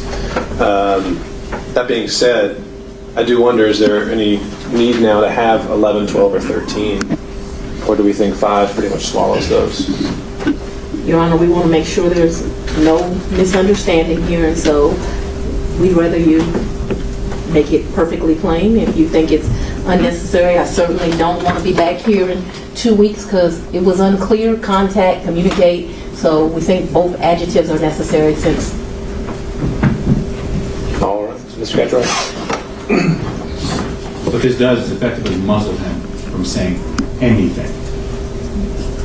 Nothing about the case whatsoever. And I think that's not appropriate. I think we understand what the issues are. He can't, according to this now, he can't even say anything on social media. Well, where do you see that? So now I guess we're getting more into the more substantive new additions from the state. Like number 10. Number 10. We have. I'm adding the contact provision in that as well. The defendant shall make no public statement of any kind concerning any co-defendant or witness in this case or concerning any person specifically named in the indictment. So beyond witnesses, including himself maybe. That's the other part of this. This shall include, but is not limited to, statements in books, statements in newspapers, statements in magazines, statements on television, statements on radio, podcasts, YouTube, Rumble, or any other commercial or self-published media. I think that's not appropriate. I think that's not designed to remedy what they complained about originally. I handed you a list that I thought was a short list because that's the remedy that we thought the court would employ. So I have a problem with that. And then the second one is number 14. It's just way too restrictive. Condition, this as a bond condition. The defendant shall make no social media posts of any kind, whether public or private, concerning any co-defendant or witness in this case. I think if we just had the original bond order, you can add the no physical contact with any witness. That would clear that up. And in the communication part, you can add in no collusion with any witness. But in terms of him, and in the list that I suggested to you, you'd say nothing about Ruby Freeman, unless she has a few lawsuits pending. And if she were to say something, I would of course vet whatever was going to be put out there. But the idea being that he could respond and say that this doesn't find it to be true, or he finds it to be true, or what have you. So I don't think 14 is appropriate because it's so restrictive on social media.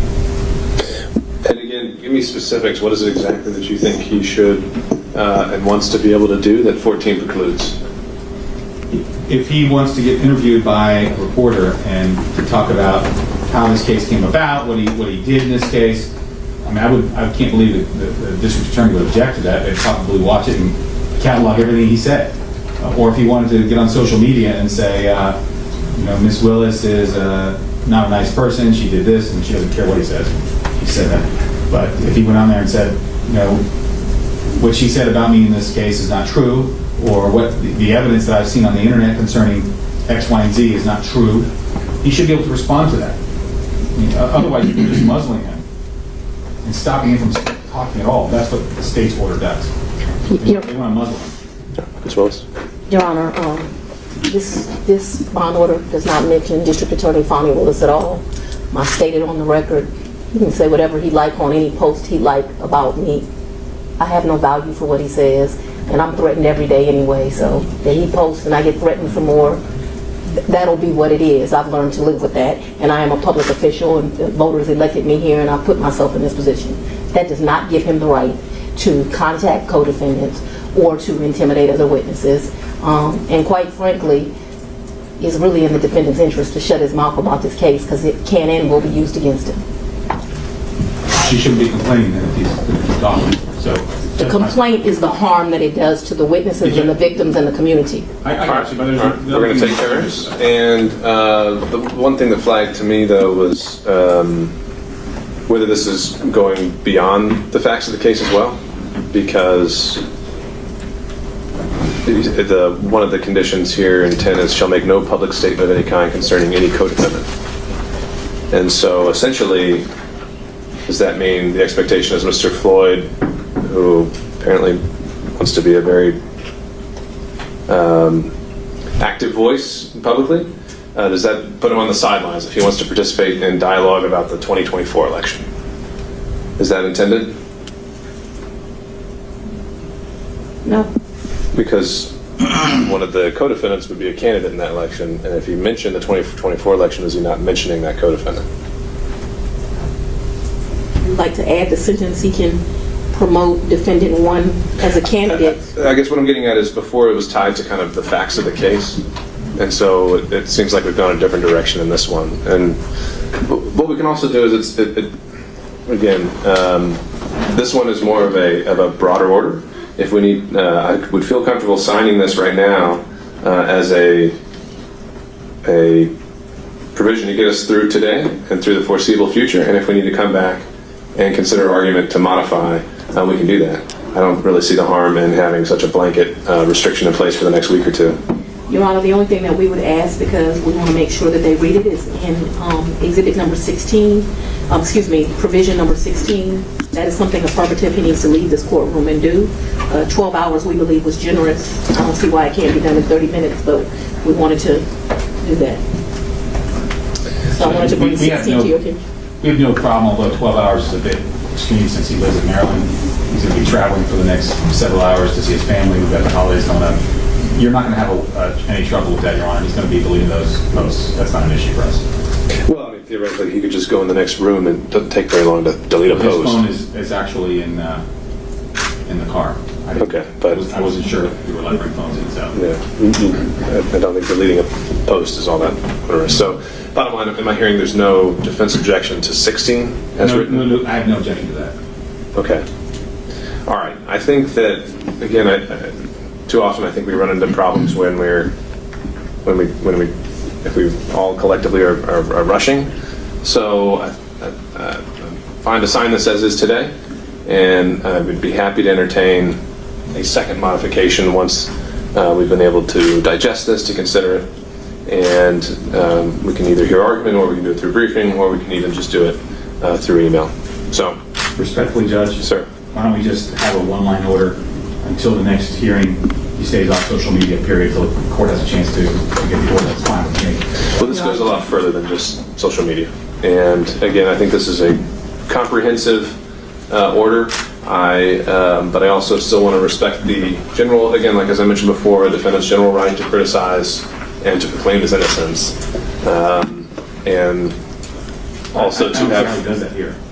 Well, and that's what I'm saying. If you're telling me he can do that. Well, under the terms of this order, he can do it without mentioning co-defendants, witnesses, or unindicted co-conspirators. So it'd have to be in broader terms. If we can fashion language that is more of a carve-out, we'll work on that. But I think for now, in the short term, based on what we learned so far today and the prior history, at least for the next couple weeks, if not a week or two, it'd be this. Okay. Thank you, Your Honor. May we be excused? And we also, Judge, one more thing, I'm sorry. Can we get a witness list? A full list with no unindicted co-conspirator, number 23, unindicted co-conspirator. I don't know who those people are. It's in his discovery, but we'll point him to the right page. I think the indictment co-conspirators had already been disclosed, as I They understand have been disclosed, Your Honor. All right. We haven't gotten copies of that list, just so you know. All right, I'll let the parties work that out. But for now, Mr. Floyd, you have a copy that's been provided by the state of this modified bond order. I'm letting you know that I'm signing it as written by the state. And it may be modified again in the future, but for now, everything in this bond order is going to be in place upon signature, and you'll be expected to abide by it. Is that understood? All right. Thank you, Mr. Floyd.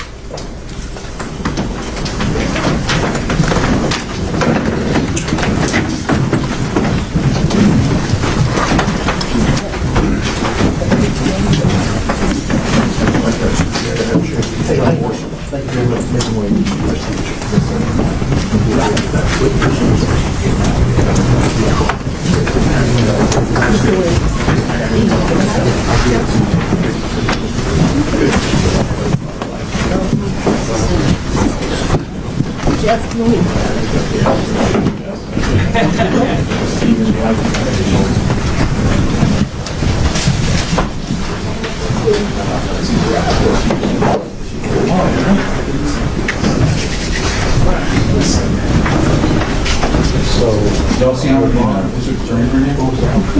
Outcome is he's free to go. He was, and with the modification of that's a whole lot of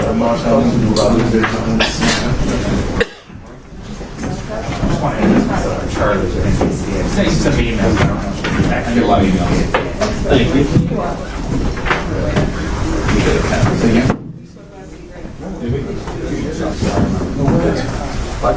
So, maybe, yeah, I don't mind. Speak to attorney, speak to him outside. He's over, please. I tell you what. Yes. So yeah. There's one that's out here.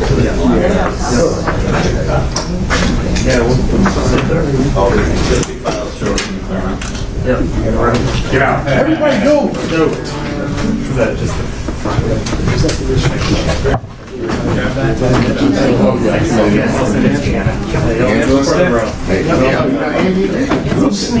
All right, this is my big sister, Richard Preston from Rogers. Nice to meet you. What did you do? How's the book?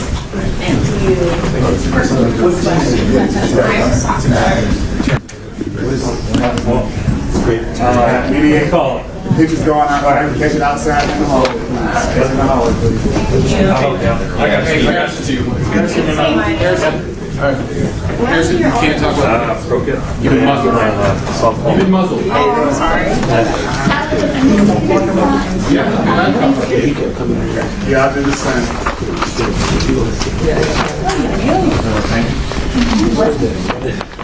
Alone.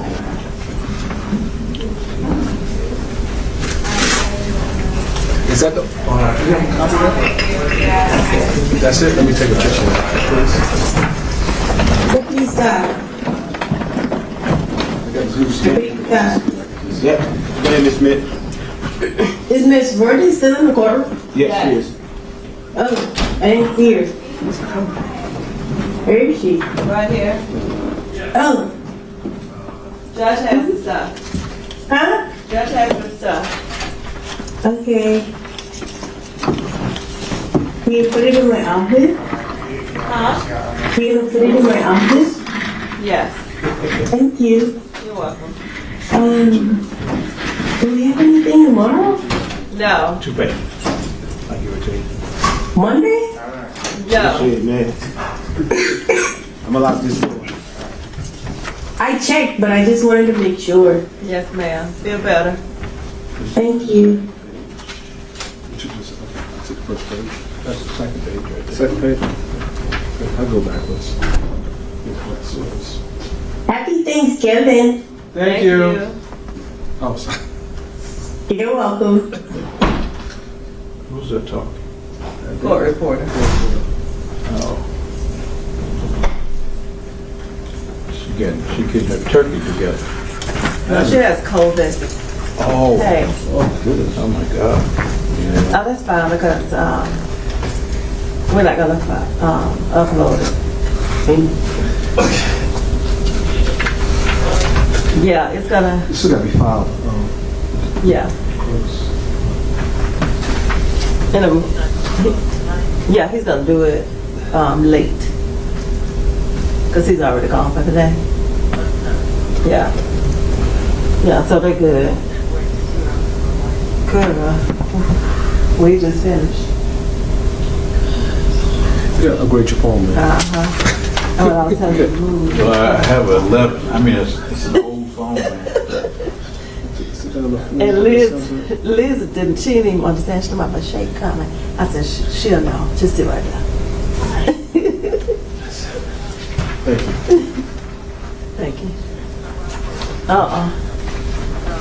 So good. Uh-uh. No, he's gonna accept it. Yeah. Because he just left to go home. Right. Got to do with that traffic. Oh, my God. Shouldn't be too bad. Because, you know, a lot of it, coming to work, it wasn't a lot of traffic because of the holiday. Oh, yeah. Outdoor week. A lot of folks traveling, you know, no school in, you know. No school, was it? School is out, you know. Okay. Yeah, I put some lights up anyway. Yeah, school is out, so.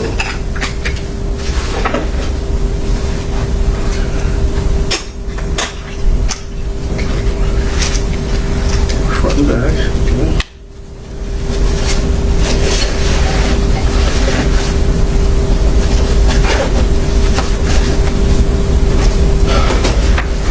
Good with the picture. I mean, yeah, she has. She has. Okay.